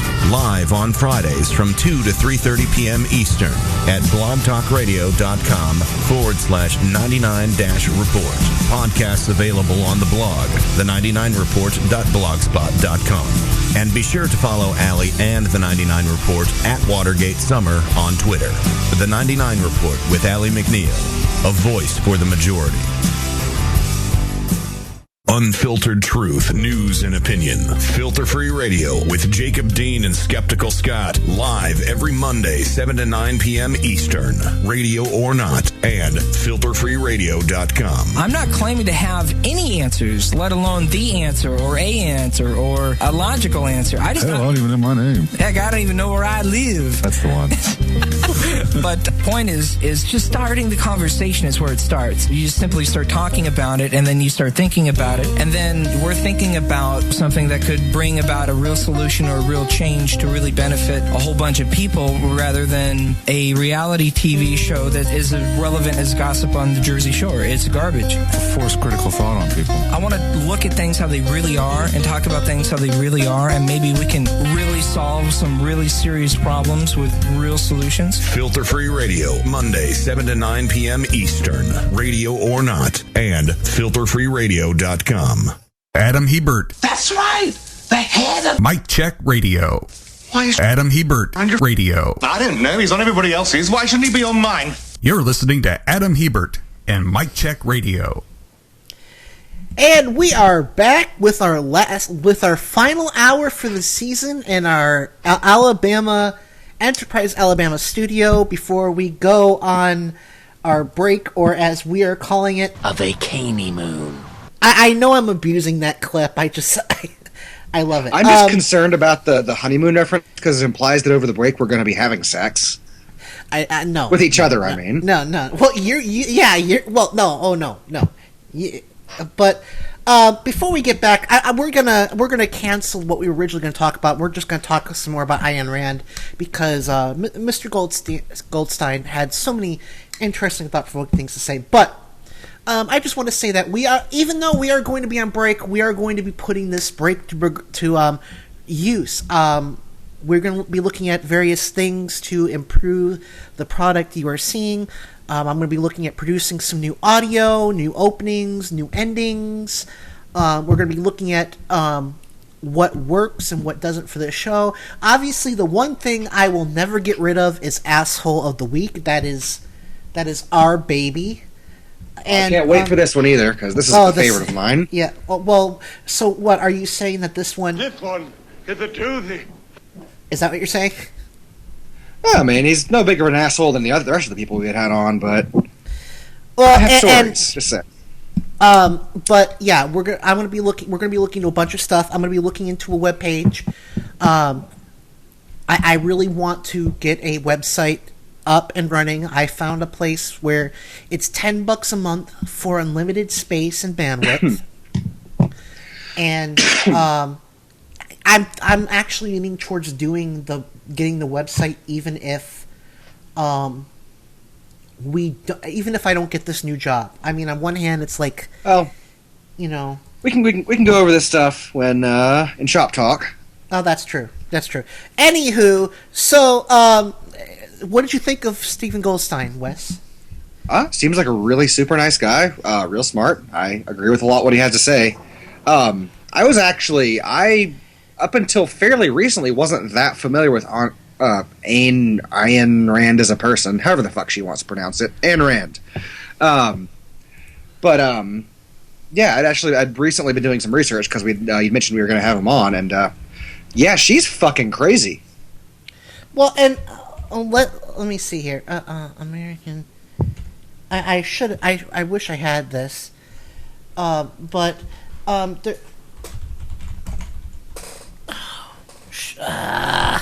I'm sorry. Ayn Rand is a very disturbing person to me for a wide variety of reasons, and I really want to get Eric Sapp on this program from the American. That's not it. Don't worry about it, dude. I really want to get Eric Sapp on this program because his American Values Network produced an ad covering Ayn Rand and talking, and they're going after her from a Christian perspective. Well, yeah, it's interesting actually that I saw that they come up that Paul Ryan one of the ways in which he had distanced himself from her recently, like over the last couple of days, is that he said, well, sure, philosophy is atheistic, and I don't know about all that. But, well, actually, we have that. So is this what you're talking about? It's something I completely disagree with. It's an atheistic philosophy. And yeah, exactly. You know what's like, really somehow funny? somehow there's a fundamental difference between I got mine, Jack, fuck you, and I got mine, Jack, fuck you. Hey, God. Well, here's the like thing. There's some huge difference, you know. He's acting shocked that he's acting like he just found this out when anyone who's even looked at the back of her, the little blurb on the back will know this woman was an atheist. But anyway, we've got some clips. Of course, Ayn Rand. Here is a clip I got, and thank you to Lawrence O'Donnell, Last Word, for these clips, because I would have never found them otherwise. But here is Ayn Rand on Johnny Carson in, I forget when, 1967, I think? Welcome, please, Miss Ayn Rand. And may I just say, I love how that, I'm sure it didn't sound creepy live, but just the how toned down it is just makes it sound like it's a creepy introduction, dun, dun, dun, dun. I can't help but imagine that, like, some ominous music starts as she walks in the room, like Darth Vader or some shit. No, that's Dick Cheney's theme. Yeah, and also that Darth Vader's music is entirely too cool for her. Yeah, yeah. All right, so let's go back to Johnny Carson. You are correct, sir. It's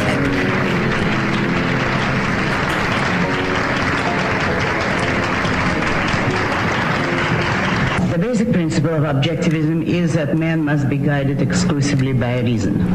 Reason is the faculty that identifies and integrates the material provided by his senses. That's a formal definition. That reason is man's only tool of knowledge, his only guide to action, and his only guide to the choice of values. A belief which you do not believe in, I assume, do not believe in the existence of a supreme being or God or creator or whatever. No, I do not. So she acknowledged in the 60s she was an atheist. I think Ryan knew, and you know what bothers me is the Catholic Church was calling him out. But you notice they never said anything about denying him Holy Communion. Never mind the fact that he was against Catholic Church doctrine in multiple ways. Oh, yeah. In fact, we talked about it a couple weeks ago, I believe, about how, he was condemned by the Catholic Church. Or last week, I guess. But what I'm saying is, he was never denied Holy Communion. But exactly. Ted Kennedy, who was for gay rights and for the right of a woman to choose what to do with her own body, he was denied Holy Communion. So they were condemning him because they pretty much had to, or they looked like a bunch of dicks, which we already know they were. But if they were serious about this, they would have denied him communion, because they can do that. They don't have to have a reason.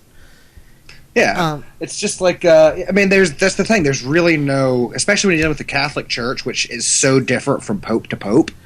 I mean, Benedict's Catholic Church is very different than John Paul's was. Because Benedict is a Nazi. No, he was a Nazi youth. He is an asshole, though.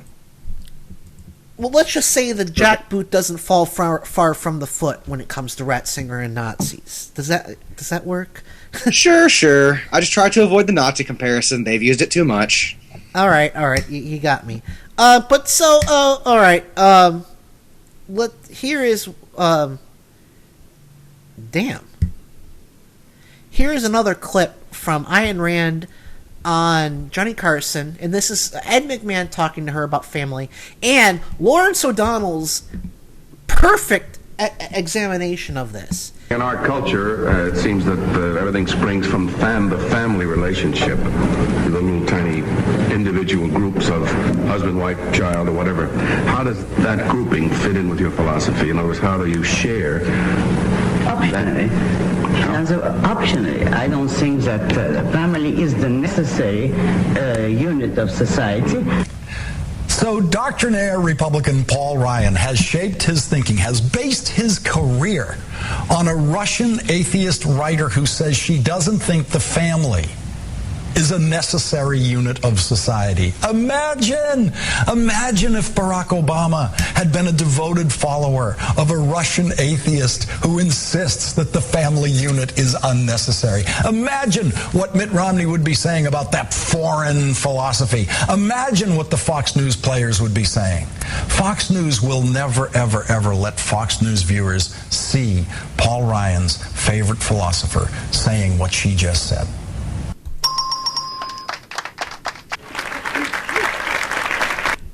Wow, Lawrence hit that out of the park. Yeah, spot on. I mean, so I'm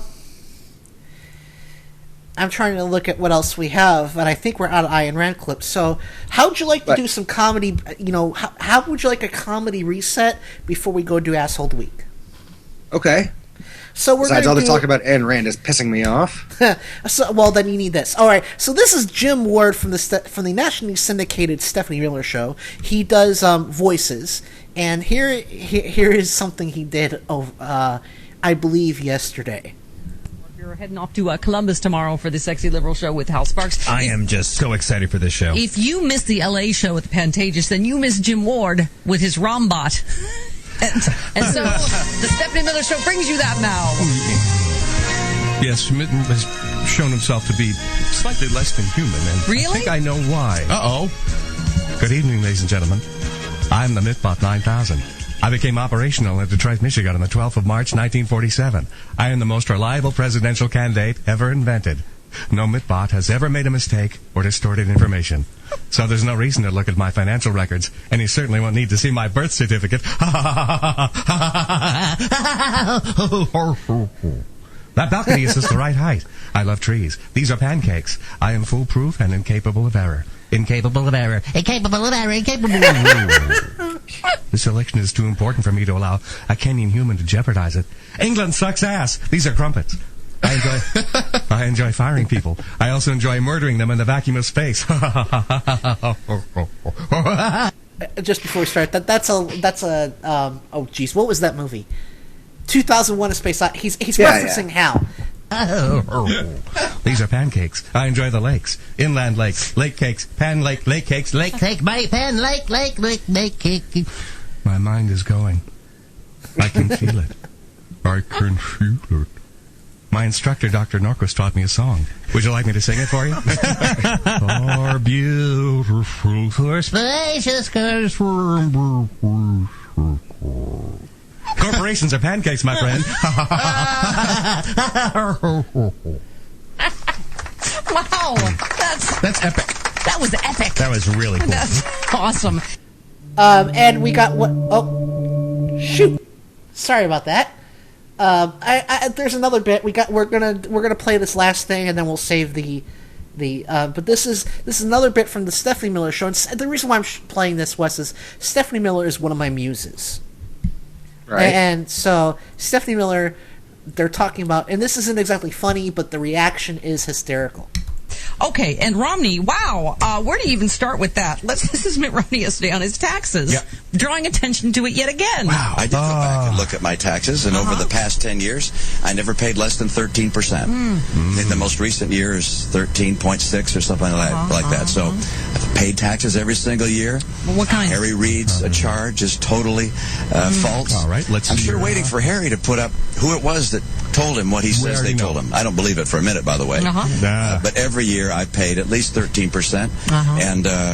And if you add in addition the amount that goes to charity, the number gets well above 20%. Why? What are you talking about? Charity is not. It doesn't work that way. Everybody settle. Settle. And this guy buys Joseph Smith's story. Settle. No settle. It's he's like pulling this out of his magic underwear. Yes. First of all, yes, you get a tax write-off for charity. That doesn't count. Taxes. I looked at my tax returns with my magic spectacles. My goodness. And it was never less than 13%. The middle class has never paid close to 13%. I was just going to say, thank you. We're all paying, what, 39%? Right.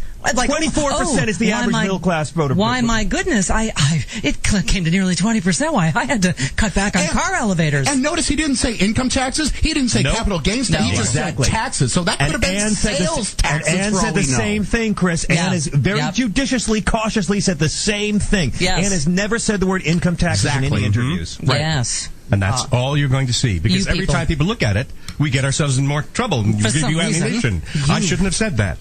Well, there's a way to stop that, Mr. and Mrs. Romney. Exactly. Yeah. Wow. Why? My goodness, nearly 20%. Why?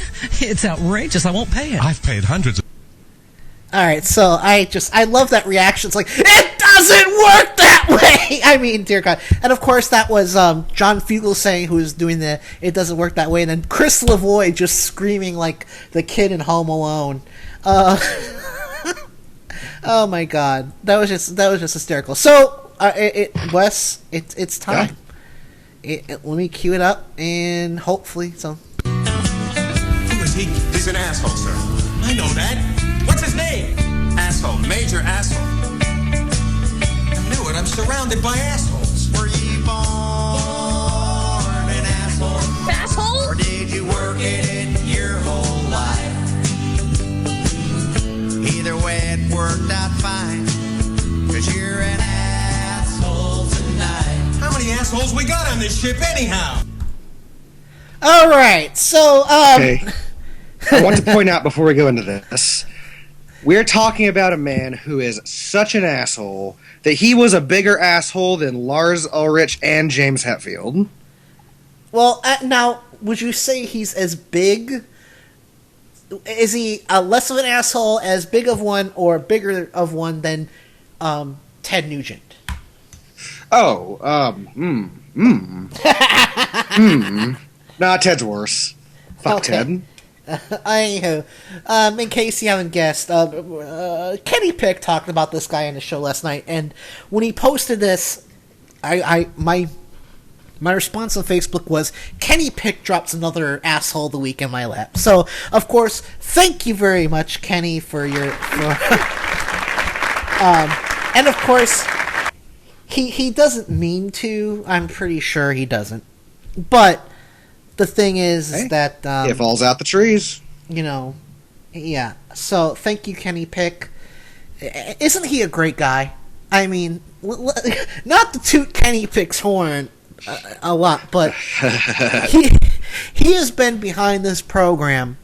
He has been behind us as broadcasters from day one. He helped... He got everyone to do audio. He's mixed stuff up. He's been a guest on our show, and I'm pretty sure that once things calm down for him, he will resume being guest on our show. But anyway, We'll talk more about that later. Here we go. Our asshole of the week. Oh, shit, what's this guy's name? Dave Mustaine. Thank you, Dave Mustaine. Our asshole of the week is Dave Mustaine of Megadeth. And here is what got him this award. It has the... I'm sorry. My president is trying to pass a gun ban, so he's staging all of these murders, like the Fast and Furious thing down at the border in Aurora, Colorado, all the people that were killed there, and now the beautiful people at the Sikh temple. God, I was talking to JD, our promoter here tonight. What a great guy. I was saying, I don't know where I'm going to live if America keeps going the way it's going, because it looks like it's turning into Nazi America. And he said, move down here to Singapore. You just shut up!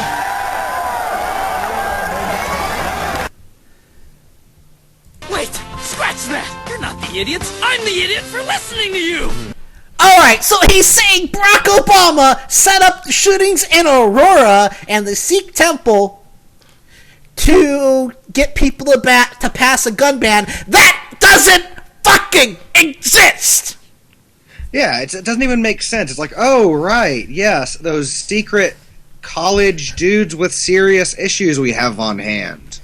Or, And you'll notice he didn't mention anything about the security guard who got shot at that Family Values. We covered that earlier, but I think this was recorded before that. But okay, well, fair enough then. He's an asshole, sir. I know that. I mean, Jesus Christ, what an ass. But before we go on, just want to say... great guitar player, but yeah, he got himself kicked out of Metallica. You dumb bastard! I mean, come on. And before we go, I just, You stupid, ignorant son of a bitch, dumb bastard! Jesus Christ, I've met some dumb bastards in my time, but you outdo them all. I mean, Jesus Christ, this guy, I mean... And the sad thing is, there are people out there who actually believe that. Oh, yeah, there's people who, like... What was amazing to me is going back to even, like 9/11 or the big, big breaking news events, the shootings, and seeing the reactions through the media of the time, which was mostly, like, forums on the internet, versus, now with Facebook.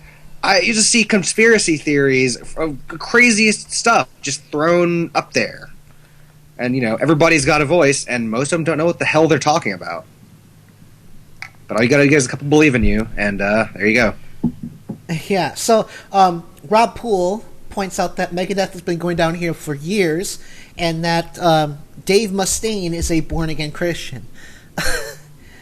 So somehow mixing Jesus and metal don't work. Imagine that.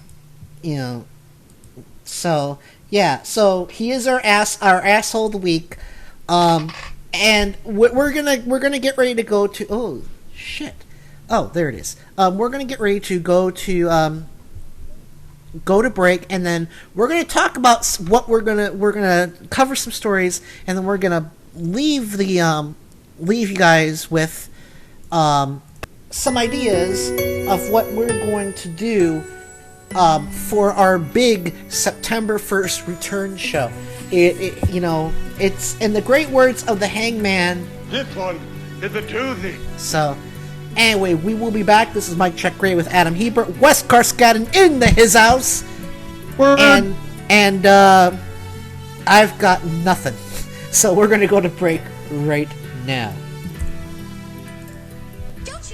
Traditional Japanese breakfast is steamed rice, miso soup, and a little... Mike Check Radio with Adam Hebert.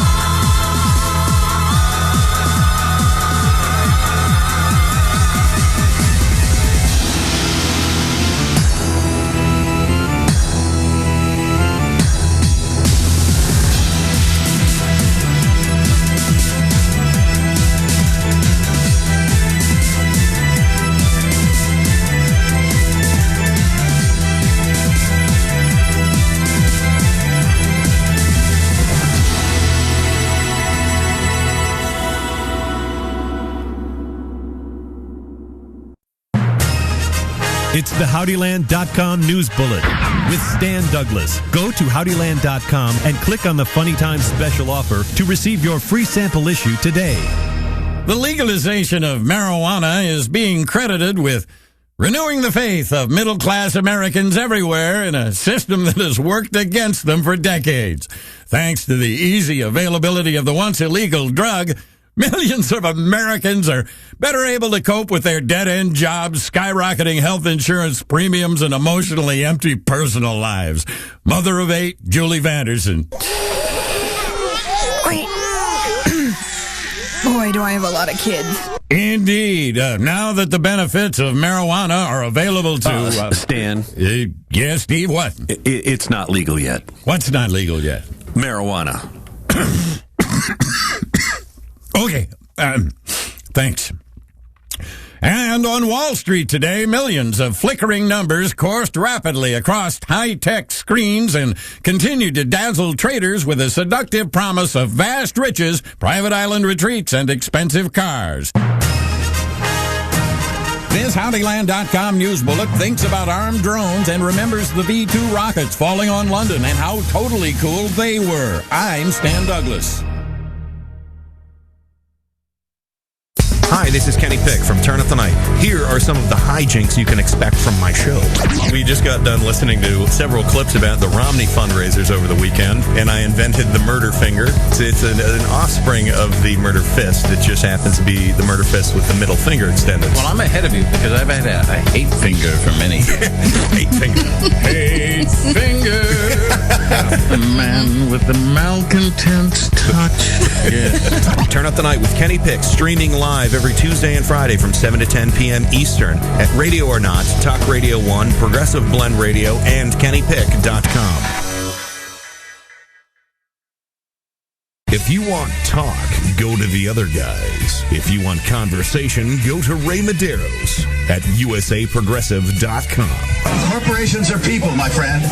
We can raise taxes, of course they are. Everything corporations earn ultimately goes to people. Corporations are not people. Corporations are property. The last time people were property in this country, we fought a civil war. USAProgressive.com. The conversation starts here.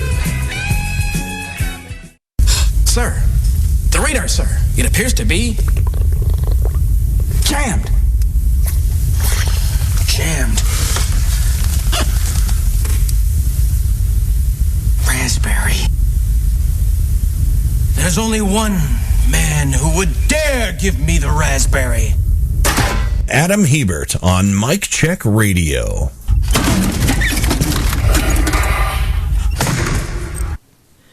And we are back for our final segment before we go on break. And I just want to put Wizzy on the dog on camera for the chat room. This is his last appearance until fall.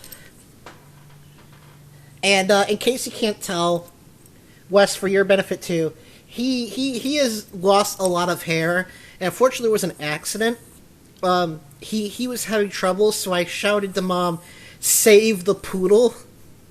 And unfortunately, she thought she heard "shave the poodle." So, yeah.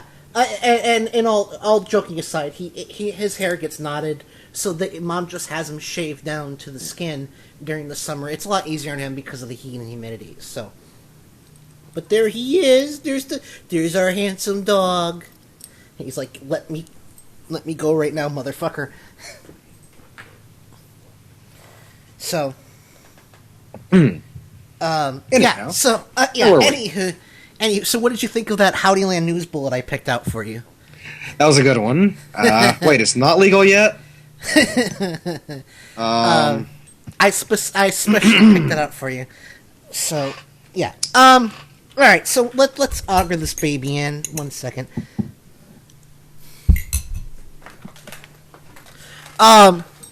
So let's talk about some of the things we've been talking about doing. First of all, like I said, I am leaning towards buying a website, and it's going to cost about $10 a month plus the $30 to register the site. But considering it's a negligible amount of money, I'm not worried about $100. $100 over an entire year, plus the $30 registration fee. I'm not worried about that. I'm worried about almost $100 on this new program Kenny's really recommending. That, stuff like that. So, honestly, we'll cross that bridge when we get there. But we're definitely going to look at getting a website online, including blogs. And since this is all, unlimited bandwidth and space, West, one of the things I'm thinking about doing is offering... Porn? I'm sorry? Porn? No. I was thinking about basically saying, if you run our promo, we will give you a chunk, a space on our website. And basically that would be for, like if you need a place to host your podcasts, or you want to have a fancier blog or forums, we will, you have to administer it to yourself, but you would basically be able to, we would give you that in exchange. We'll need to check on, we'll need to check on things like, the terms of service of using it that way, but again, we'll cross that bridge when we get there. As far as I know, there's nothing to say we can't do that. Oh. But we're going to look at I'm looking at finding a coder to help us with a decent website. I'm going to be redoing a bunch of audio, and actually, Wes, we have a new promo. I don't have it in the box right now, but did you? I posted it last night, and it is. I'll probably see it here in a minute. Huh. I'm going to play. What the hell?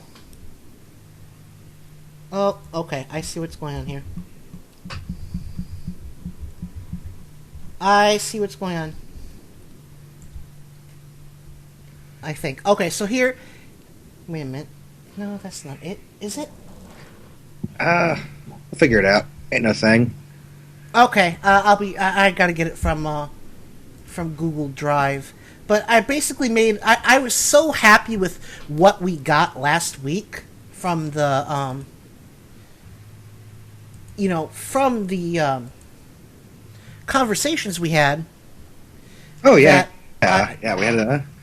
I mean, that was great. And Nikki, I think, did particularly well. And that was one of the reasons why I cut this... this new promo, is because I thought she did really well for her first time for a full hour actually talking politics. So I whipped this up as soon as I find it, and here is our first 60-second promo. Hi, this is Adam Hebert, host of Mic Check Radio, and here is a small sample of the discussions we'll have on my program. Here is what he said, and I know in your mind you can think of the times that America was attacked. One is December 7th, that's Pearl Harbor Day. The other is September 11th, and that's the day of the terrorist attack. I want you to remember August the 1st, 2012, the attack on our religious freedom. That is a date that will live in infamy, along with those other dates. Yes, you have the right to religion. No, you do not have the right to make everybody else play by your religion's rules. It's like that damn First Amendment argument. I have the right to free speech. Yeah, you have the right to free speech. You don't have the right for no one to disagree to you. To mention him comparing it to Pearl Harbor and 9/11 is just one of the most offensive things I have ever heard. That's Mic Check Radio with Adam Hebert every Saturday night, 7 to 10 p.m. Eastern at our Eastern home. Mic Check Radio, smarter than Savage and sexier than Limbaugh. So yeah, let's give the girls from Alien Adoptables another hand. Crap, what did I do wrong? I think I went to the wrong box. Let's give the girls another hand. They did excellent, and I would actually like to have them on again. I'd love to have just have them on the reg, really. Just when they're free a night. Yeah, come on, chat with us. I'm sure your new girlfriend would object to that. Or did you mean proverbially? I meant, just shoot the shit. Oh, okay. When you said have them on the rug, I was like, all right. So here's a story that really, really grinds my gears. We all know the right wing loves their guns, and so I heard this story from basically. Oh, well, here.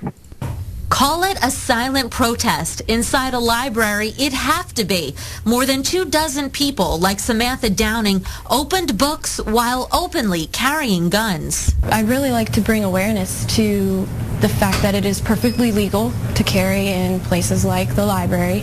Library and city organizers say they agree. A rule listed on the library's website reads, carrying concealed weapons is prohibited, except as permitted by law.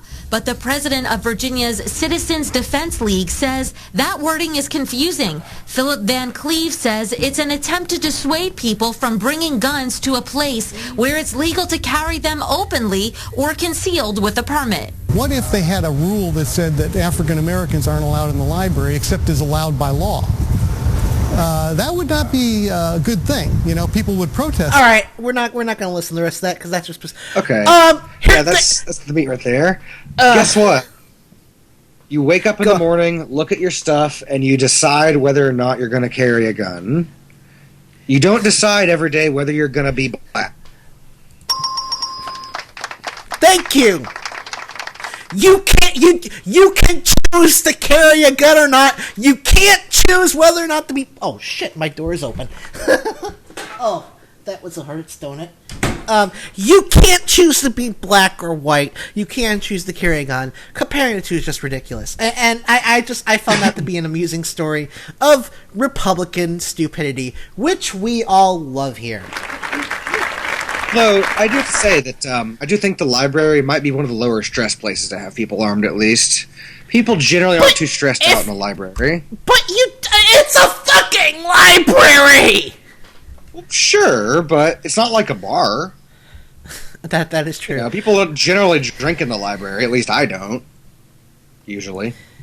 So yeah, that was a little fluff story I found amusing. But did you see this week? Now, Wes, one of the things about cable news is they keep trying to match Fox News's success. And here's the thing. Here's the rub, as Hamlet would say. There's the rub. Fox News is successful because they shamelessly lie, and their audience is dumb as a box of hammers. Yeah, I mean, they essentially play off of the poor education of most of the American electorate. Right. So they keep trying. CNN keeps trying to be Fox News Light, and boy, were they surprised. Soledad O'Brien came out swinging today. This week. Here we've got 2 interviews of her. Here is her talking to John Sununu. Cut 1. Right here, okay? Key elements of MIT's plan. Nothing changes for current seniors. Medicaid is reformed as a premium support system, repackaged as a fixed amount benefit to each senior that he can or she can use to purchase an insurance plan. All insurance plans must offer what Medicare provides today. This is from MittRomney.com, and it sounds awfully like the Paul Ryan Medicare plan. But it's very different. For example, before we continue, it's very different because, see, when Paul Ryan is going to shove Grandma off the cliff, he's going to do this with his hands, and Mitt Romney is going to use his shoulder. That's how it's different. Yeah. Guess what? You're going to get headbutted rather than punched in the face. Yeah. So let's continue. Obama gutted Medicare by taking $717 billion out of it. The Romney plan does not do that. The Ryan plan mimicked part of the Obama package there. The Romney plan does not. That's a big difference. But and I understand that this is a Republican talking point because I've heard it repeated over and over again, and these numbers have been debunked, as you know, no, by they the Congressional haven't. Wait a Budget minute. Office. Yes, they have. I have the Congressional Budget Office report right here. It's up my ass! From Doug Elmendorf. Go read page 13 and 14. What the? Okay, I guess that's it. Yeah, he's got these magical numbers. They're up his ass. Just give him a minute to pull them out. Yeah, right, it's ridiculous. Here's cut 2. It gets funnier. I can tell you what it says. Yes, it cuts a reduction in the expected rate of growth, which you know, not No, cutting ma'am. budgets to the elderly. Benefits will be improved. The focus is on hospitals. The focus He is on gutted health the insurance. program by $711 million. And the expected fact rate is that of he growth reduces is being services. cut. He reduces services to Medicare beneficiaries currently on the package. What the difference is that Romney says no impact to anybody 55 or over. It is clear in here that the reduction in services start on January 1st, 2013. And Obama stole that money to put it into The programs hospitals agreed under to his that. The drug Obamacare. providers agreed to that because their theory is that what they're going to be able to do is make up by the number of people who come into the system. It doesn't reduce or cut the benefits, right? I mean, Jesus Christ. She's actually doing journalism. He's like, you're not allowed to be a journalist, bitch! It's how dare you bring facts into this? How dare you bring facts to a live fight? You know, it's like bringing a knife to a gunfight. You can't do that, biatch! Well, no, it's bringing facts to a live fight is like, bringing a nuclear weapon to a gunfight. Yeah, well, that is true. Alright, so here's the final clip. It's a little longer than the runs. But this is actually the funniest part because John Sununu just fucking loses his mind. They're assuming... Soledad, stop this. All you're doing is mimicking the stuff that comes out of the White House and gets repeated on the Democratic blog boards out there. If you're going to mouth I'm telling you what comes out of the White House... FactCheck.com tells you. I'm going to tell you what the CBO tells you. I'm telling you what CNN's independent I've got the analysis CBO report does. right here. And I'm telling you what it Put says. an I've Obama read it bumper several sticker times. on your forehead when you do this. You know, let me tell you something. Yeah, put an Obama bumper sticker on your head when you do actual journalism. There is independent analysis that details what this is about. And No, there repeating a isn't. number... Oh, yes, there is. Yes, there is. No, there's and repeating Democratic a number, analysis. Sir, let me finish. There's Democratic analysis. Let me finish. There's independent analysis. FactCheck.com, the CBO, and CNN has also done its own independent analysis. And name-calling to me, and somehow acting as if by you repeating a number of $716 billion that you can make that stick when that figure is being stolen from Medicare, that's not true. You can't... Alright, I'm done with that, but let's... Soledad O'Brien, what... Oh my god. Give that woman a hand. You know, and the next time John Sununu comes on, you know what she should do is, she's like, John Sununu, I thought I recognized your foul stench when you were brought into the building. Yeah, like he's going to come back on that show. Oh my god, I just love that reaction though. It's like, you can't do journalism! What? You have numbers that aren't the same as mine. That's unfair! That's... Hold on. Yeah. Shit, where... That's not fair. That's not fair at all. There was time now. But yeah. Oh, jeez. We're not gonna have time to do Pawlenty. We'll save Pawlenty for. Well, I don't know. We gotta start wrapping things up. Let's see what this sounds like. Well, no, I'm not gonna run that risk. So yeah, we got time for just one thing. Wes, do you want to hear Rocky Mountain and Mike's latest comedy bit? Because this one's actually really good. Sure. It's a minute long. We're fine. We just can't do 3-minute long clips, but we can do this one. So this is Voucher Hospital. Where good doctors have bold ideas. Voucher Hospital. Voucher Hospital, brought to you by Ace Hardware Stuff. Nurses to the nurses station. Dr. Ryan. Hello, Mary. Well, I've got good news and bad news. Yes? First, the bad news. You need a bypass operation, and it costs $167,000. And the good news? The good news? Yes? I have a voucher here. This is for $2 off an extra value meal at Wendy's. Oh, wrong voucher. Here you go. Okay, this is for $2 off a $167,000 bypass operation. You're welcome. Will Mary get her bypass operation? Will Will Dr. Ryan be able to use a voucher for 18 holes at Pebble Beach? Tune in tomorrow to Voucher Hospital. So yeah, there we go. That is Voucher Hospital. And let me just point this out again. The voice you heard in that, of course, you heard Kenny Pick, friend of the program, my adopted big brother and senpai. You heard Deba Kell and Tom Schaefer. And we will try and have Deba and Tom on in the near future. Tom's a little busy, and I don't blame him for wanting to reserve weekends for the wife. But let's give them a hand. That was a funny bit. And damn, where's my fucking applause? So, yeah, there we go. What did you think, Wes?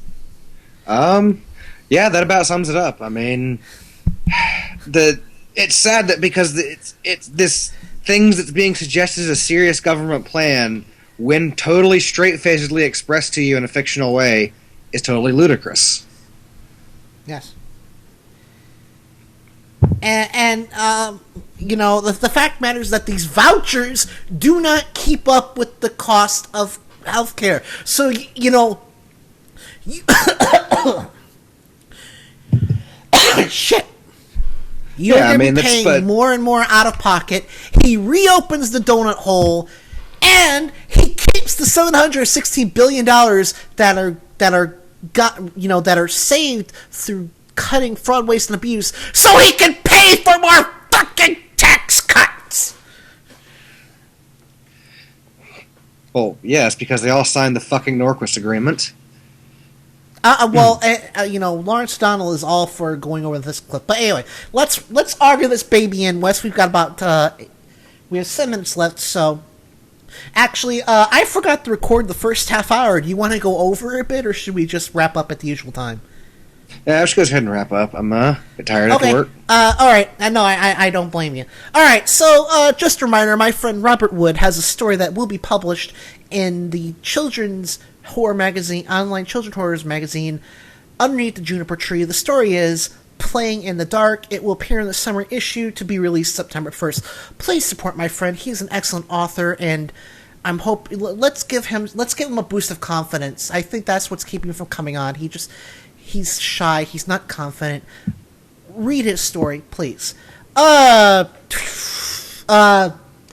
please pay visits to all of our affiliates. I'm not even going to say they're just friends. As far as I'm concerned, if you air our promo and we air yours, you are an affiliate. So, first of all, there's God damn it, Filter Free Radio with Jacob Dean and Skeptical Scott every Monday, 7 to 9 Eastern. Talking Left with Shane and Danielle every Wednesday, 7 to 10 Eastern. Nicole Sandler, The Nicole Sandler Show, every Monday through Thursday, 10 to noon, or is it noon? 10 to noon Eastern. And of course, good friend Kenny Pick, Turn Up Tonight, Tuesdays and Fridays, 7 to 10 p.m. Eastern. And don't forget the terrestrial radio rebroadcast of the weekend edition, the Friday show, every Sunday on WVKO 1580 in Columbus, and that is 5 to 8 p.m. And of course, there's also the Shannon Files, which is every Thursday, 10 to 11 Eastern. AWAP Radio every Friday night, 10 o'clock. 10 o'clock Eastern. And USA Progressive with Ray Medeiros. I need to start adding the cheat sheet to the show prep. And yes, definitely. Write that down, man. Well, I have it written down. It's just not in front of me. Please check out all our friends. We are one big, happy, incestuous, dysfunctional family and liberal talk radio. So, yeah. So, again, please don't forget there is no show next Saturday. If you show up, I will not be here because I will either be in Chicago at the Museum of Science and Industry or on a train heading back to Champaign And I considered broadcasting, skipping out of Chicago, but I came to the determination that it just, that's not worth it. It just wasn't. You're There was busy. no way. There was no way I could be in Champaign and set up in time for the show. It just wasn't practical. So yeah, it happens. but I'm going to we be will having be- medieval fun next weekend. Oh, you're going to a Renfest? It's an SCA thing, but yeah, the girlfriend is taking me to a thing. I We're haven't having been medieval to a fun. Renaissance. It'll be awesome. You're going medieval on her ass, literally. Oh yeah. So yeah, we're coming up to the top of the show. Wes, parting shot, please. I think I really hate Ayn Rand the most because her name's fucking Anne and she insists I pronounce it differently. It's Ayn Rand. Fucking deal with it. All right, and actually, on that note, I just found out that my ultimate Ayn Rand porn is an anagram of Mitt Romney and Paul Ryan. So, food for thought there, huh? Parting shot. I just want to thank Stephen Goldstein for joining us for the half hour. We will have him back sometime before the election. Our next show is going to be big. We are going to actually try to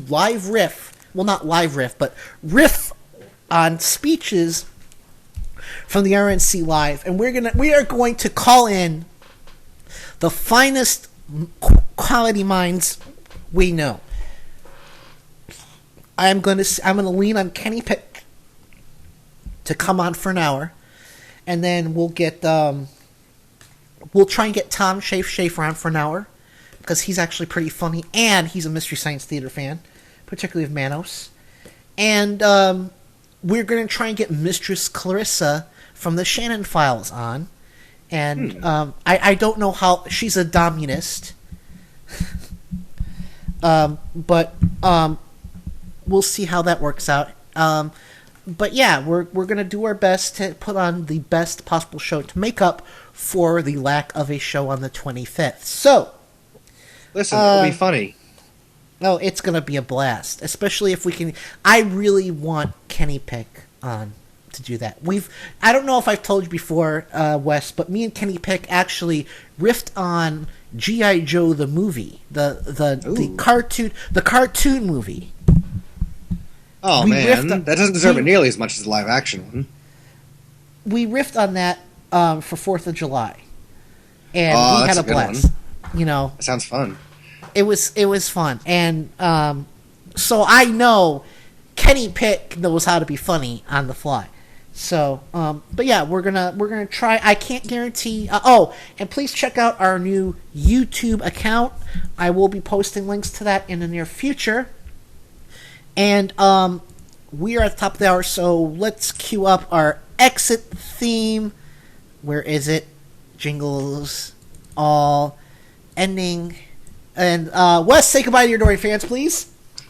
Bye, ladies. Time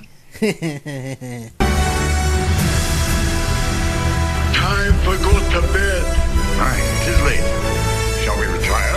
Goodbye, my friends. Goodbye to you all. I'll never forget you. Live in peace. Goodbye, all. Stay happy and good luck. On our way to great adventures. Get out of here!